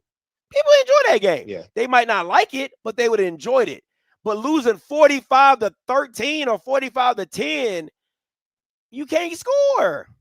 And you keep trotting out the guy who can't lead you to score. Yeah. All right. It seems like I'm going to go to the 220 quarterback club and ask a direct question. And we'll see if Vaughn asks that question of Cozy. So Perry, I just have to ask this question. I know you got that Cavassier bottle in the LSU cup over there drinking. Can Southern beat FAMU? Which team is worse? Shit, they about what and what. I was say they about the same to me. But I'll bet my money on Trey Holly if they give him 30, if they give Trey Holly 30 carries, I'll put my money on Trey Holly. Because again, what Southern has is they have stars. You don't have stars, right? Like Kelby Givens can show up in a game. Trey Holly can show up in a game. Who gonna show up for y'all? Yeah. All right. So this is just a request, and I'm gonna hop off. The next time you guys put up that list of coaches that gotta go, I need you to play my favorite song, bro. Oh, you about to lose your job. You about to lose your job. Hey, appreciate the call. You about to lose your job. Yeah, they about to. Somebody about to. All right. Appreciate the call. Yeah. Let me see where I'm going next. Mr. Hunt, coming to you. All right. Good evening to you all. I'm gonna be quick. I know you have a lot to get to. Yeah, it's interesting. You all talking about the school, Westgate. I'm like, where in the hell is that school? Okay, I've never heard of that school. And you know what happened, guys? What makes it so strange? HBCUs going ripe about playing FBS, but when it comes to the Bishop Sycamores, they're very quiet. I noticed that you hear them put up an argument about that, but it's always we don't want to play the FBS schools. But my landing gear is going to be on what you just Scotty, you were just talking about Harding University. It's in Searcy, Arkansas, and they're a powerhouse program. That school is supported by the Church of Christ. That's a school of Duck Dynasty family, the Robertson family, Church of Christ, conservative Christian school. And what happened? But those are some church-going people who can play some football. And by the way, the school at here in Monroe, Washita Christian School, that's who Trey Holly played against them when he was at Union Parish High School in Farmerville, Louisiana. And the school, Harding, the guy that coached the first state championship team at Washita Christian School, Ronnie Huckabee, the facility of Harding University is named. He coached there for years. He didn't bring him a national championship, but this guy that's there now, Paul Simmons, brought them a national championship. And what you were saying, that guy's a great coach. They still running the triple option. Yeah. Yeah, that'd be my landing gear.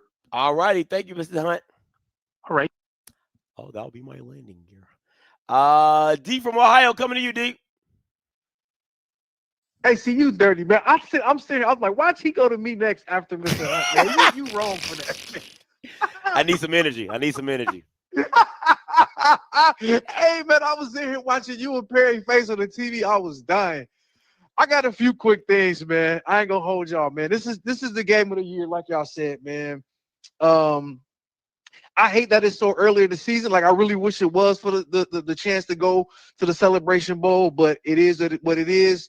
And the things we do for our children, man. I was supposed to be in Jackson with you, Perry, but my son Scotty knows he's a freshman at Kentucky State baseball player, and we going down there to support them and check out their homecoming. But I told my wife I will be in the hotel watching the game, so I'm gonna do the little yard stuff early, and I'm back in the telly. But a few things I want to hit on, and I want to ask you a question first, Scotty, because you the guy that I go to for all things Andrew Body. Why haven't we seen UAB Andrew Body, man, since that first game? I feel like you said, he's been real conservative. He's been Clark Kent. And I think I have an idea why, but I want to know your opinion because I'm sure you know more than I do. I think that's just how the game has flowed. You know what I'm saying? Like, I really think, like, it's like one of those things where you're like, oh, this worked. Oh, this worked. Oh, this worked. And you don't need to do anything else. Like, you really don't have to do anything else. It's what I think it's the total opposite of what Jackson has done with Jacobian, right? I think they try to get Jacobian going. You read my mind. Yeah, I think that's where I was going next. I think they try to get Jacobian going, right? Like, you're like, hey, I want people to be worried about you passing the ball. We're playing one of the two worst defenses in the SWAC. Hey, let's get you going and get your confidence going. And I think it's been the opposite for Alabama State, is where, like, hey, let's just win the game. Like, however we need to win the game. And they don't want to get them hurt. At the end of the day, like, because they can't afford it. Yeah. They just can't afford getting him hurt. But in the game like this, you got to take all the reservations got to come off. It is a straight, you know how, like, on Fast and Furious, when he just started flicking up the nitrous, like, everything got to come on. You know what I'm saying? Like, the NOS, you got to have that's that NOS. You got the NOS. Yeah, everything, like the computer blaring. Shut up. Just turn everything on because I'm trying to win. Right. I think that's where they got to be at. And you gotta put no Diddy, you got to put balls to the wall, man, because the Mag City Classic, to me, the game ain't going to mean as much because Alabama A&M ain't got no defense. Like it should be a walk in the park for Alabama State, right? So you know what I'm saying? But I think it's one of those games where you got to go balls to the wall. No Diddy. So Perry, and I was thinking the same thing, just a little bit different. And I'm gonna come to you, Perry, with my next question. I was thinking, hey, we can beat FAM, we can beat Bethune. Let's establish our running game. Let's get our running game. So Jackson will have to think about our running game versus just potentially just trying to stop Andrew only. And they've done a good job with their running game. They ran the ball well last week. They ran the ball well against FAM as well. Two defenses that aren't great. And I feel like Jackson did the same thing. Morgan struggled against Hampton, didn't play against Tuskegee. Let's get him going. So, hey, now Eddie Robert, his defense can't just sit back and, have 8 in the box. Now they have to respect what they've seen Morgan do on film these last 2 games. So I think it was very strategic. Now, my question for you, Perry, we seen last year when JSU faced probably the best quarterback and receiver tandem in the SWAC last year was UAPB with Givens and Mekhi Hagans, and we seen Terenzo Quinn double him. Scotty brought up something. Do you think that they're going to double Jones like they did Givens last year in that UAPB game and force Harrell and those other receivers to beat them? I think it's 2 totally different teams. Bama State has more talent around the ball and their quarterback than what UAPB. UAPB was literally Gibbs and Hagan. Facts. That's not the same with Alabama State. Alabama State has a running back room, and although Jalen Jones is the best receiver, if you watch these receivers over these games, they have made plays, especially in open space, one-on-one, man-to-man. They have been able to make plays. They're going to force Jackson State secondary to have to come play. And what I like about this matchup is the Alabama State receivers, aside from Jalen Jones, and then as well as the running back room. So I feel you can put the attention you want on Jalen Jones, but don't count out the rest of the wide receiver core from Alabama State. They are a talented group. Right. I think for me, somebody else will have to beat me. I think AJ Harrell is a dog too. I think the Jet is good. AJ Harrell is if I was ranking, like if I was doing the ratings, if Jalen Jones is like a 96 or 95, AJ Harrell is like an 89, 90. Like that's kind of what he's really good, and he could take a ball to the crib as well. So I wouldn't let Jalen Jones get Jalen Jones ain't gonna beat me. You know what I'm saying? Like, because I know that's where you want to go. So he ain't gonna beat That's his favorite target. You know what I'm saying? So that I would try to take him away as much as possible. But yeah, AJ Harrell is a dog. And the Jet, he just can't, he's a big body guy.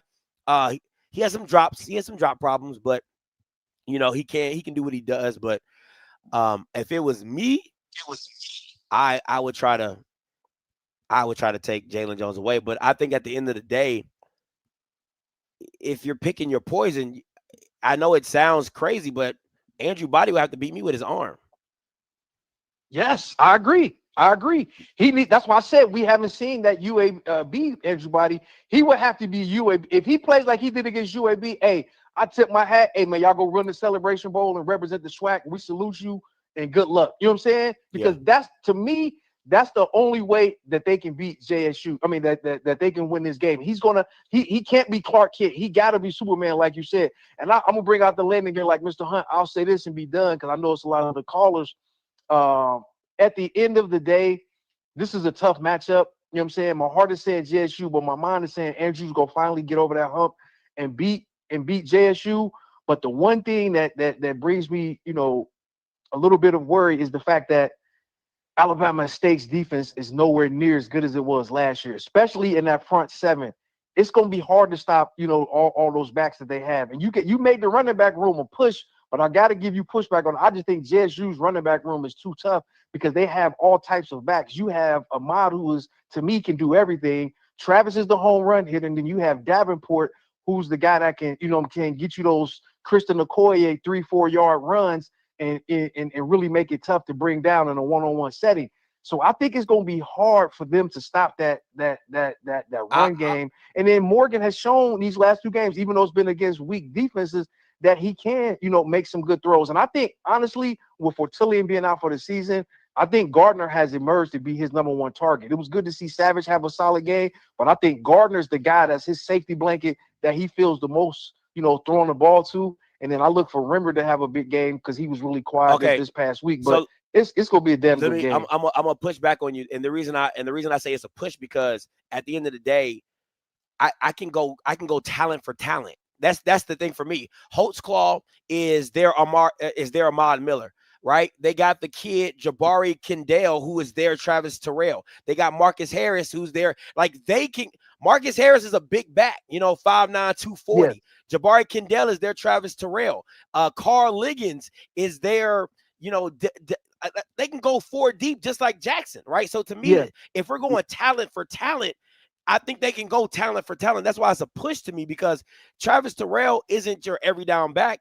Neither is your Jabari Kendall, right? Their every down back is Jamari Holtzclaw, which is their Ahmad Miller, right? So to me, it can you might say like, okay, you might have a preference to how somebody might runs the ball, but if we're going back for back, talent for talent, they all do the same thing. That's why I think it's a push. And I'm not going to totally disagree with that. Again, I just think Jackson, and I think the one thing that Jackson does have is the big game moxie. You know what I'm saying? The Celebration Bowl. I don't even really count that Southern. No disrespect, Perry. I don't count that Southern SWAC championship last year because it just wasn't a contest. What they did against South Carolina State last year, I got to give Morgan and those boys some credit. And I feel like that big game moxie will potentially be the deciding factor. And also, I love the fact that these coaches are acknowledging that they watch all shows, man. TC said something today in the presser, how he heard on one of the shows, and BJ Jones said it last night, how since 2011, Alabama State is 5-2 in Jackson. Like, that's huge. So if I'm Coach Rob, I'm telling my guys that we won in here 2 years ago. We can come in here and win again. So I'm glad to see TC and those guys are watching you guys' shows, and they're tapped into what's going on outside of their locker rooms. And it's good before HBCU, and it's good that these guys are supporting you guys in any way that they can. So I'm expecting a good game, and I'll see you Wednesday night with Mike Reed. All right, man. Appreciate it. Yes, sir. Cal, coming to you. I see you, Herb and Rocky. Y'all my last two after Cal. What's up, Cal? Hey, what up, fellas? What's goody? Something that kind of pissed me off. Well, like if Jackson State happens to lose, which they won't, we went out, we're probably going to playoffs. Would you agree or disagree? I would agree. All right. Now, if Alabama State lose, which I think they are, they're going to go to Turkey Day Classic instead of the playoffs. And to me, that's a damn wasted season. Because if they lose this game, it's kind of like, what else do they have to play for other than pride? I mean, this their fault on how they schedule. I don't feel sorry for a team that schedules. If you schedule the way that you schedule, I don't feel sorry for you. I don't. Like, you do the things that you want to do, and you can't be like, oh, well, they should let us in. No, you didn't schedule accordingly. Like, you got Morgan. I mean, you have Miles as a D2 team on your schedule. You got Tuskegee as a D2 team on your schedule. Like, tradition or not, like, tradition or not, you got 2 D2 teams on your schedule. I mean, what they gonna do with that? And you have no FCS opponents outside of the SWAC. You got UAB, you got Miles, you got Tuskegee, and then you got the SWAC. Like, what am I supposed to do with that? They scheduled that week? Yeah. What you want me to do with that? So they play something out of conference game. I was talking about more the schedule as far as the Turkey Day Classics on like that Thanksgiving Day weekend. I forgot that schedule was pretty weak sauce. Okay, changing gears a little bit back to the game.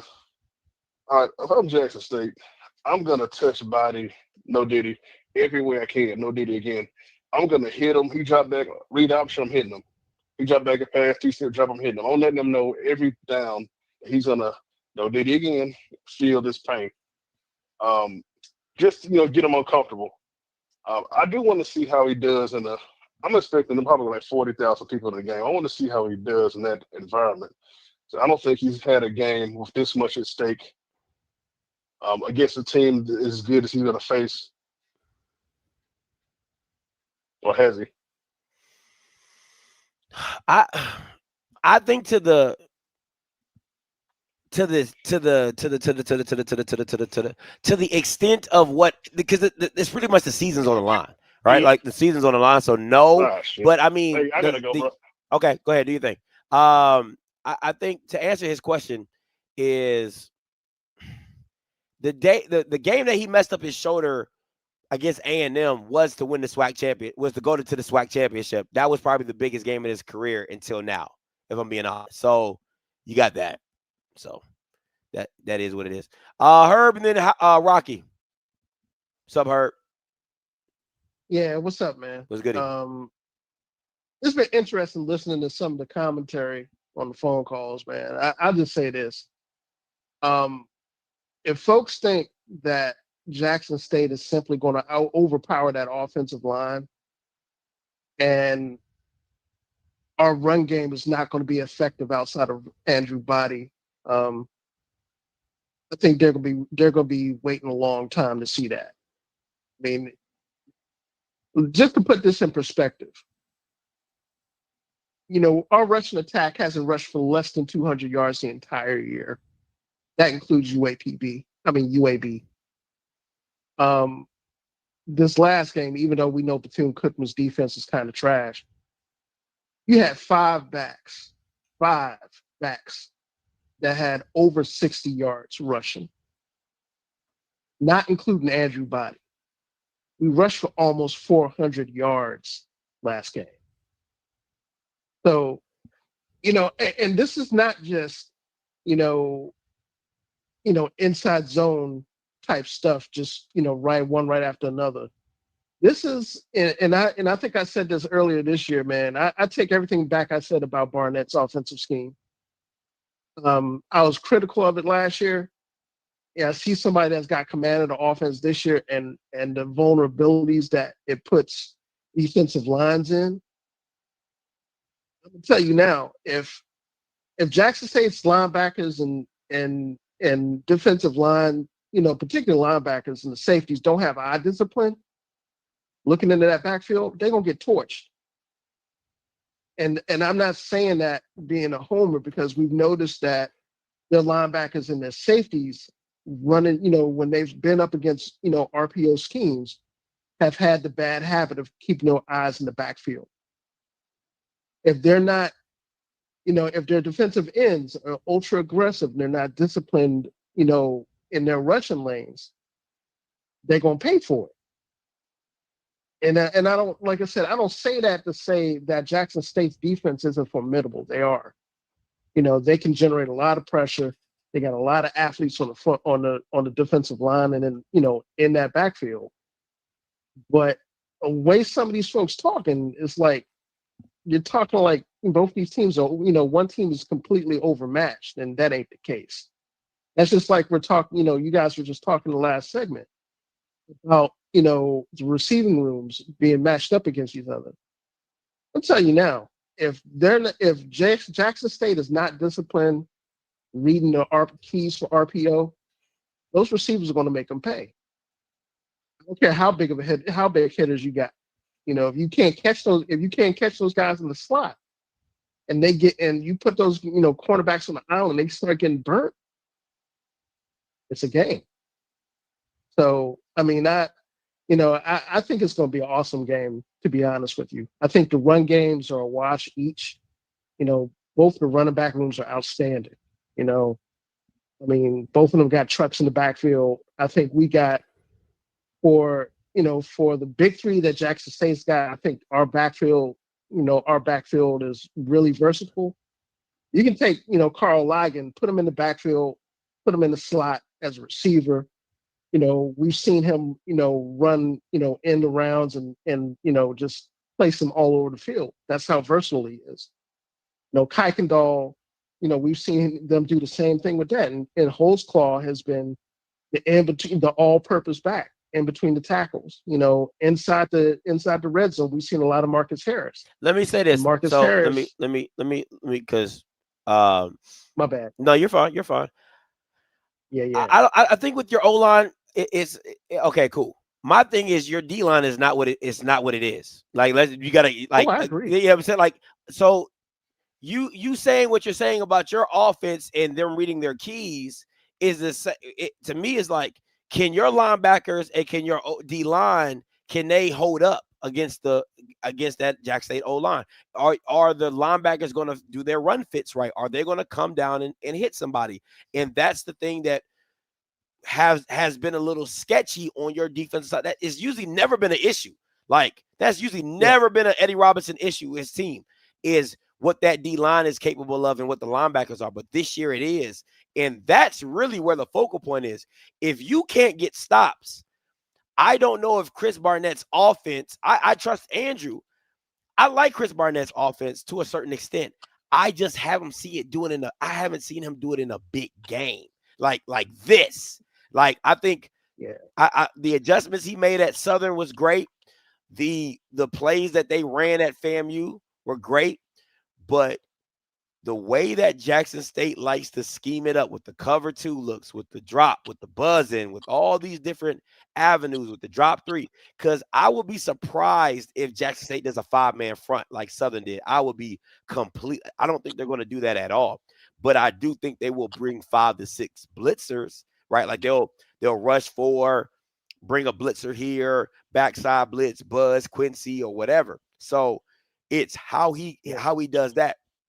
So that's how he does. But last point here, if I'll let you go. Go ahead. No, go ahead. I'm sorry, Perry. Go. Yeah. Perry. Which defense do you think will create the most turnovers in this game? Because I think in this game, it's going to come down to turnovers. Which defense forces to create the turnovers for the offense to be able to take advantage? Or what defense finds a way to get into the end zone off the turnovers? But I don't think that's going to happen. But the turnovers, period, of interception here, a fumble there, which defense do you think can step up? That's a good question, man. I think, as good as Jackson State's defense has been in stretches, and I, give them their props, man. I think on the back end, I think we have a better propensity for generating turnovers on the back end. And one thing that I can say for Morgan, even though Morgan's been really, really effective, if you get to Morgan, you put pressure, you get him in, get into his face, he makes mistakes.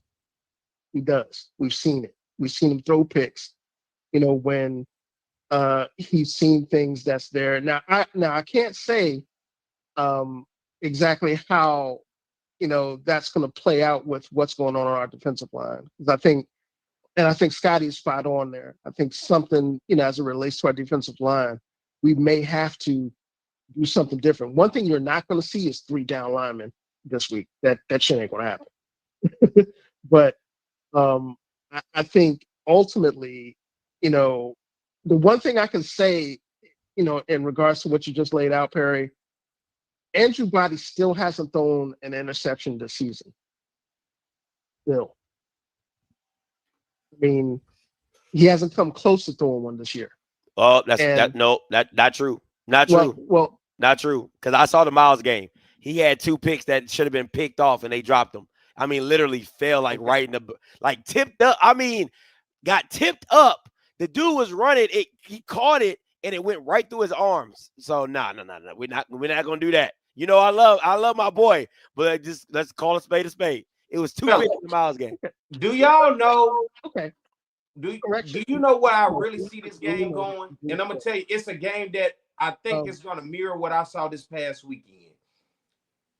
I really think this is gonna give us like a indication of what we saw with Alabama and Vanderbilt, where Alabama, of course, was the more talented team, but Vanderbilt with their quarterback came out and it was on him.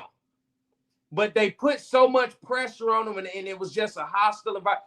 For some reason, this to me seems like, as we're talking about this, it's almost going to be a mirror image of that Alabama Vanderbilt game. It just really does to me. Fair. All right, last point, Herb. I'll let you go. Yeah, just looking forward to the game, man. And like I said, all homerism aside, you can ask for a better game than this, as a SWAC fan, because this is what these are the types of games that we want as fans. We want, two teams at the top of their game going head to head. I just wish that this wasn't, a game within the Eastern Division. I wish this was, for all the marbles, but it is what it is. But yeah, man, I'm just looking forward to it, man. Like I said, we talked about this on HBCU Nightly, this past Sunday. If you can have your fandom and your homerism all you want, but you think this is going to be an easy cakewalk for for either team, sadly mistaken. It's going to be a good game. All righty, man. Appreciate the call. Rocky, coming to you. Hey, the conference has been locked. I just want to say hi, Perry. How you doing? How you doing, Scotty? I just want to let you know, fun fact, Jackson is in Mississippi and Alabama State is in Alabama. Something wrong with you. He on that drink tonight, Scotty. He on that drink tonight. No, man, I just want to break the monotony up, man. I don't know. It just felt like something I should do with them in that moment. Anyway, hey, oh man, sometimes I tickle myself. I bet. But but no, I just wanted to say this, bro. Here's the two things I'll say about this game, right? And I want to ask you guys' opinion about this. Up to this point, who's the more formidable quarterback? Eric Phoenix or Andrew Body? Eric Phoenix. I would go. Right. I would go Andrew. I think. I think Eric's a better passer, like a little bit better passer than it. But I think Andrew's so dynamic with his legs that it kind of overshadows it. But go ahead. I'm sorry. No, and the reason why I bring that up is to get you guys' opinion is, could they deploy the same kind of containing kind of rush that they did with Eric to kind of contain Andrew? I mean, I think they can, but the thing with Eric was he literally Stevie Wonder entered his body. Like he was just like, he didn't see it. He just couldn't see it. He had the time. It was froze, didn't he? He looked froze. He looked like he wasn't ready. Now, talking to some people behind the scenes, they said they think his ankle was still bothering him. So he wasn't, 100% him, but he just missed. And I'm glad you brought that up, because I talked to Mr. Body today before probably early in the morning. I said, listen, the one thing Andrew cannot do in this game is miss throws down the field. He can't afford that. He can't afford it. Like, you got to take those, like when them opportunities are there, you got to hit on those opportunities. And that has always been my biggest critique about Andrew's game is, can you hit the throws down the field? Because that's where you're going to listen. This secondary is not good. I don't care what nobody says. This secondary is not good. And the reason the secondary is rated as high as it is because the D-line gets to the quarterback before they got to throw the ball. That's just how it works. So yeah, your passing defense isn't you're like, oh yeah, it's inflated numbers because nobody can block the front. And when you're blitzing and doing all these other things and they can't block it and you get sacked or whatever happens, that's what happens. But if you have an opportunity to throw the ball, these DBs are not like that. And you saw it against A&M. But I'm sorry, go ahead. And you make a great point. But I'll say this, right? I've seen Andrew a number of times, right? And you say UAPB, Andrew can get it done. UAB. And I believe it can. UAB. I'm sorry. UAB Andrew can get done. But I also say, if you guys go back in 2022, watch him against Grambling. If that Andrew shows up, I think he can get it done too. Even the Alabama A&M Andrew Body, when they went, I think they scored like 50 points. They both went 50 for, like, it was like Akil Glass went for 52, and I think Andrew went for like 48. Like, yeah, I that's why I said you need Texas Southern. You need Texas Southern. Yeah. You need Texas Southern Andrew Body other than Alabama State Andrew Body. That's my personal opinion. But UAB Andrew Body works too. Absolutely. But this is the situation. This is what I think the formula for Alabama State winning. A lot of people gonna disagree with me, but it's just simple. Andrew, put pressure on the defense, put points up. I'm not talking about yardage. I'm talking about points. Put points up and force Jacoby Morgan every time he come out to have that gorilla on his back, knowing that he got to match you and he got to put up points too. And to me, under that kind of pressure, Jacoby Morgan will show y'all who he really is. That's what I think. What do you think, Perry? Do you think Jacoby Morgan is the kind of quarterback that can withstand a shootout and perform in a shootout? I do personally. I think because he has the weapons around him. And I like the way they find ways to get back with the ball. I like Gardner Jr. right now. They still have Shamar Savage. I think they can survive a shootout. I really do believe. I think they're the type of team that can put up points when they want to, and then he can beat you with his legs as well. When have you seen that? When have I seen what? Jacoby Morgan go blow for blow with a team. He hadn't had to be put in that position. They have jumped out so early with being efficient offensively where they have not had to do that. They've been efficient. And that's the part why I think he could have done that against University of Southern Mississippi.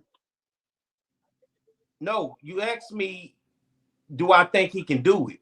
Why I'm saying I think they can do it is it ain't the fact that you want to see him go blow for blow with a team. It's the offensive efficiency that they have that I believe is why they can do it. They can make the big play when it's time to make the big play. And if it ain't with his arm, he can do it with his legs. That's why I think they can go blow for blow. Nobody has had the offense in this conference to go blow for blow with them. Aside from that loss with Grambling last year, nobody's really come close. They've been able to close out games in the second half. The only game last year that people thought it was going to be blow for blow was when they played Daniel Richardson and Florida A&M. And what happened in the second half? It was they put the brakes on Daniel Richardson and they shut him out and they ended up pulling away. That was the tail of the tape of Jackson State in every game last year. Taking games away where they played close first half. Remember against Bethune? Second half, they pulled away. So he has not had to go blow for blow offensively. They've been efficient enough to put the games away when they needed to put it away, which is why I think if it came to have to go blow for blow, they have the firepower along with Jacoby Morgan at quarterback to do so. Jacoby Morgan is not just a horrible quarterback. He showed last week when we was ready to finally see him go blow for blow with Alabama A&M, they ended it and put it away early. And for every score they needed to make to get that 40 to what was it, 40 to 7? They ran for 400 yards. What are you talking about? Huh? Rocky, I listen, I agree with you, right? Like, hold on, what did Rocky say? He said they ran for 400 yards. My thing is this, Rocky. I agree with you. Like, no, okay, let me put in perspective what you're saying. If a team stops his running attack, can he go blow for blow? I disagree. I don't think he can do that.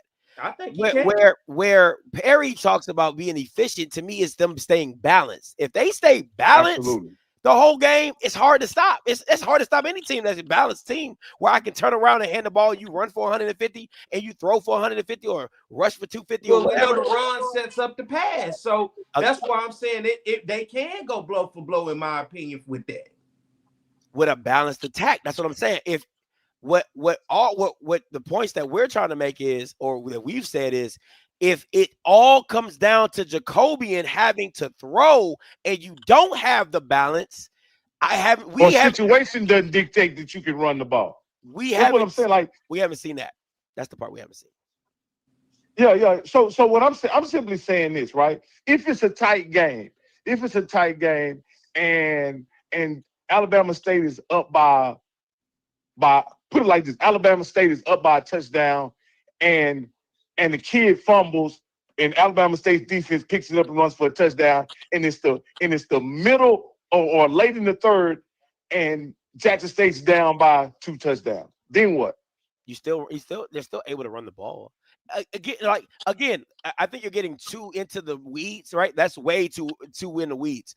No. What I'm saying is, but you have to. The only way they come back in that situation is if they can slow Andrew down while they're coming back. You understand what I'm saying? They have to take so many chances, in my opinion. They have to press and throw the ball. Which is, I understand you saying they is, can run. Is it, they can run and they can score by running. But I'm just saying you're getting situations way can dictate that they have to too pass. into the weeds. If you make up a situation, it's going to fit your narrative. Like that's just way too much in the weeds. Okay, what I agree with you in saying just strictly blow for blow. If they come out in the game and they get blitzed and they can't run the ball like they want to run the ball, can they take advantage of Jacoby and Morgan? I believe they can. That's where I'm going to stop it at. Because all the extra stuff and all the weeds and the minutia, it can get real. Because, again, you can't act like Jackson State's defense is not effective or that it can't make any stops. Like, that's not being realistic. Like, I don't see Alabama State doing to FAMU. I don't believe Alabama State, what they did to FAMU, and they scored like 6 consecutive drives. Like, I don't see that happening against Jackson. Like, I don't see that happening, right? But again, if they can put the game, I'm always going to tell somebody to put the game on Jacoby and Morgan's shoulders because that's what you want it to be on.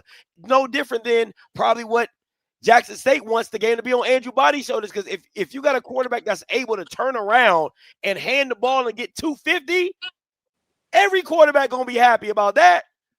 And I think Jacoby and Morgan can hit you with an explosive play, with a few explosive plays with the receivers. That's why I don't count him out.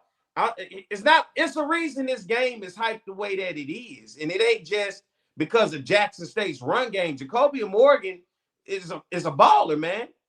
We cannot negate that. And I think they can hit you with the explosive play if need be. They showed it against Southern right before half.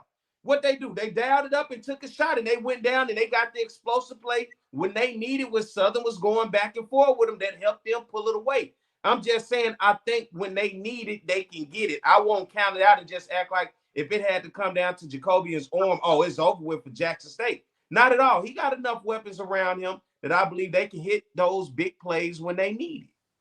All right, last play, Rocky, before I let you go. No, and this is the reality.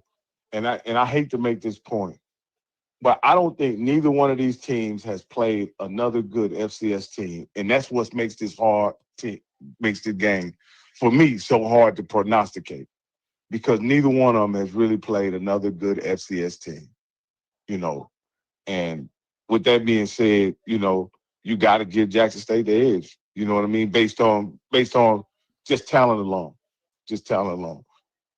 All right. What do you guys think? I'm a hangover. I appreciate it. I mean, I said that earlier. It's hard to evaluate anybody from the SWAC. It's hard to evaluate any great teams or good teams from the SWAC because the good teams don't schedule well, right? Like USM, they play them really well. But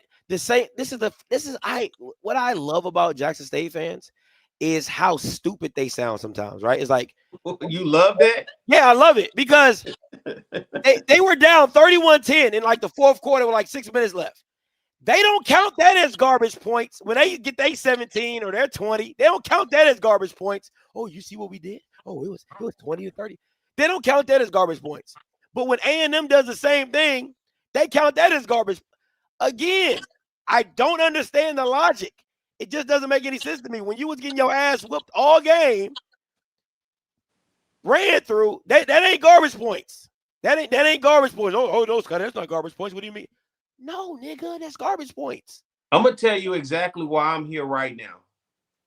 I'm here because I saw Alabama State play that UAB game. That's all I needed to see, and that's how we ended up here.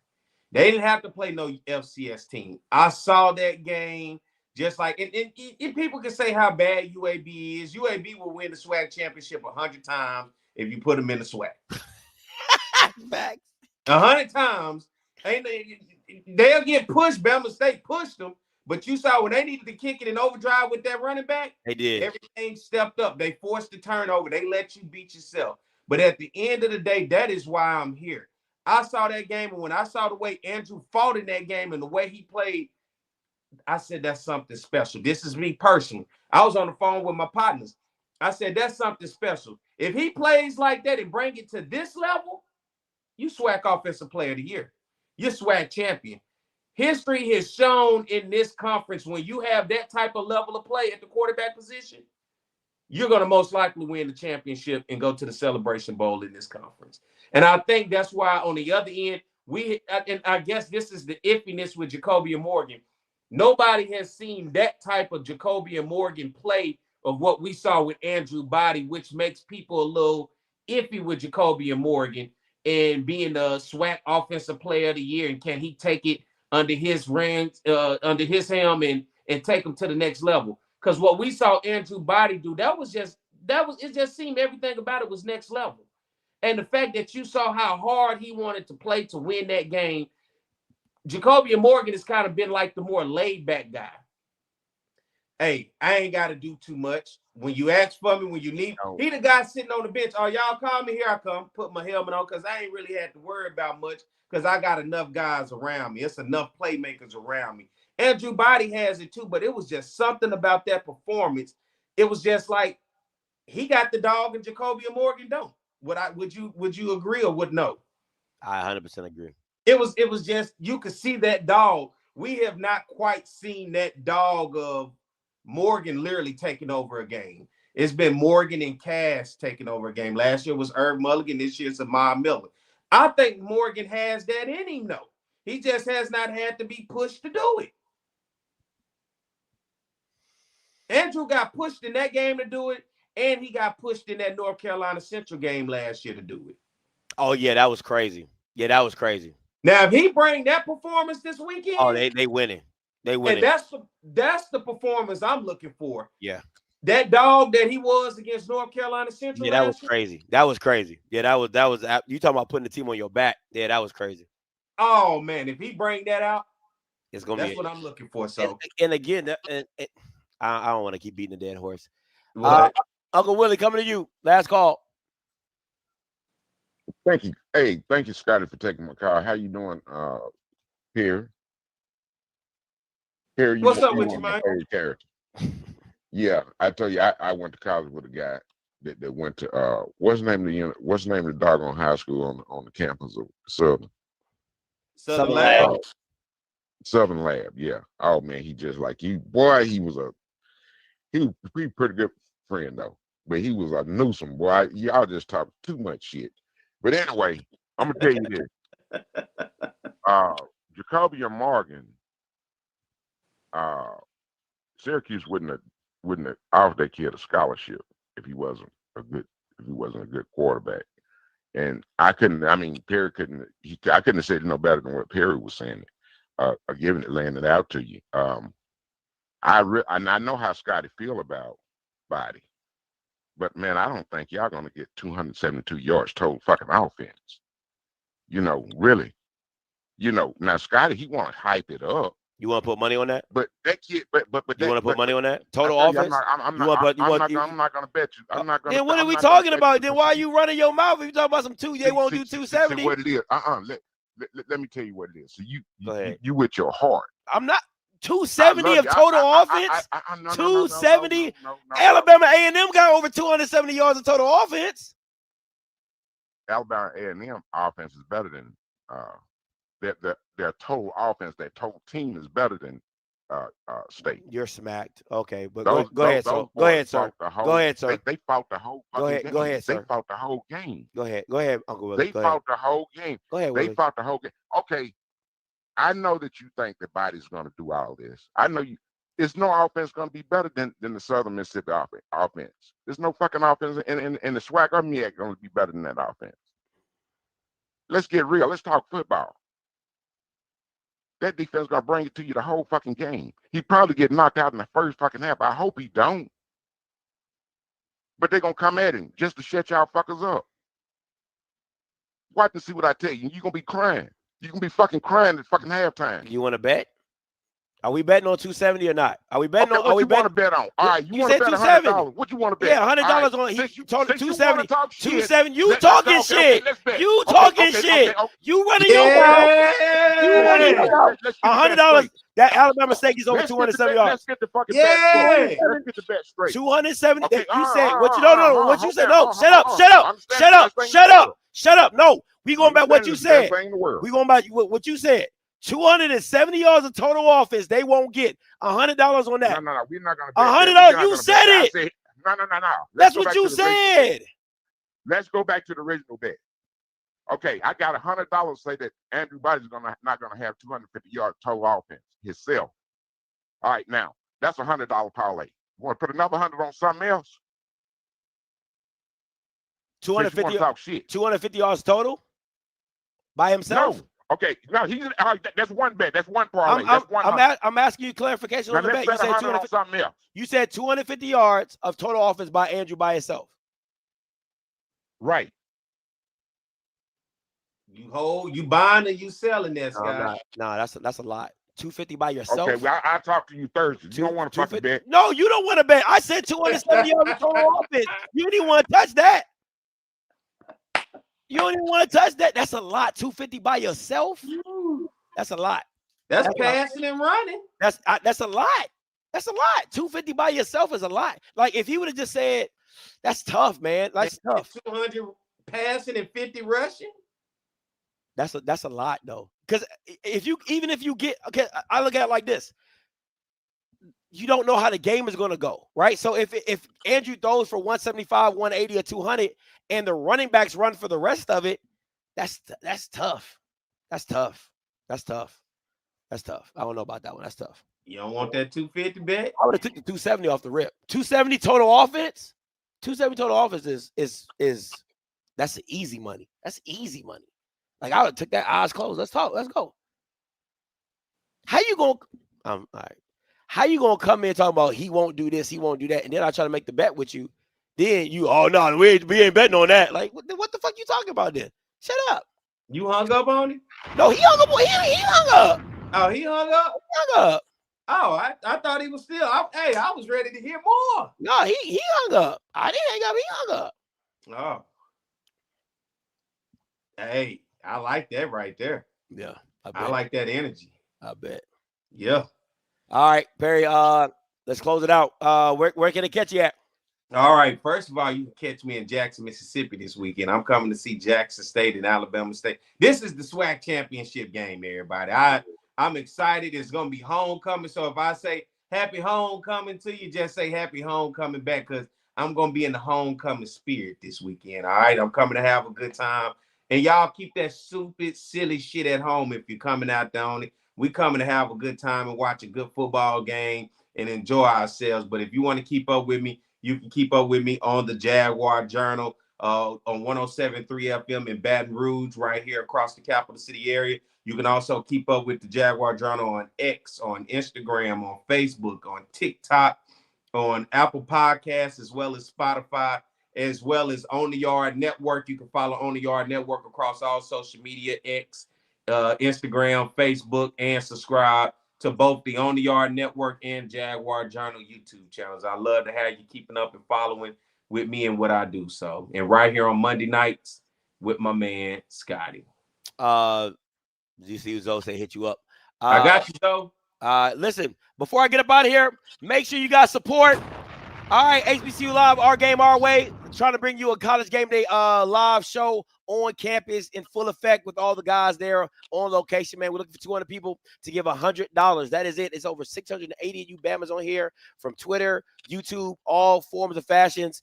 Listen, you can scan the QR code. The link is pinned in the message above. Go to GoFundMe. It can be $50, $75, $25, $35, $100, $250, $300, $1,000. I don't care. All right, just go support. I've had people ask for this. That's the only reason I made this GoFundMe is because people wanted the game, wanted us to be at the event.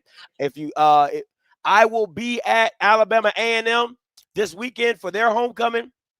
If you say what's up, Scotty and Perry, boy, we out on the scene this weekend. Yeah, we out there. We out there. We are definitely out there. So make sure you see me, say what's up. And A&M, y'all better have some plates. I ain't gonna lie to you. I'm telling you, eat before you go, Scotty. I'm gonna act a damn fool. If I'm telling you, if them tailgates ain't hitting, I'm gonna act a plumb fool on you, Bammers. All right. Eat before you go, Scotty. The only person gonna take care of you is Dr. Brian. Other than that, eat before you go. Where Wayne at? Wayne ain't invited you nowhere? Nah, Wayne ain't invite me nowhere. He told me to see him when I get there, but Wayne ain't invite me nowhere. He didn't say come pull up by the tailgate. Didn't say it. What a whole From the Hill podcast. The funny thing is, he stopped by my crib 2 days ago. He came by the crib, Wayne, yeah, because he live in Columbus. He came down. His sister lived close to me, so he stopped by. We chatted it up and everything. Still didn't bring up tailgate.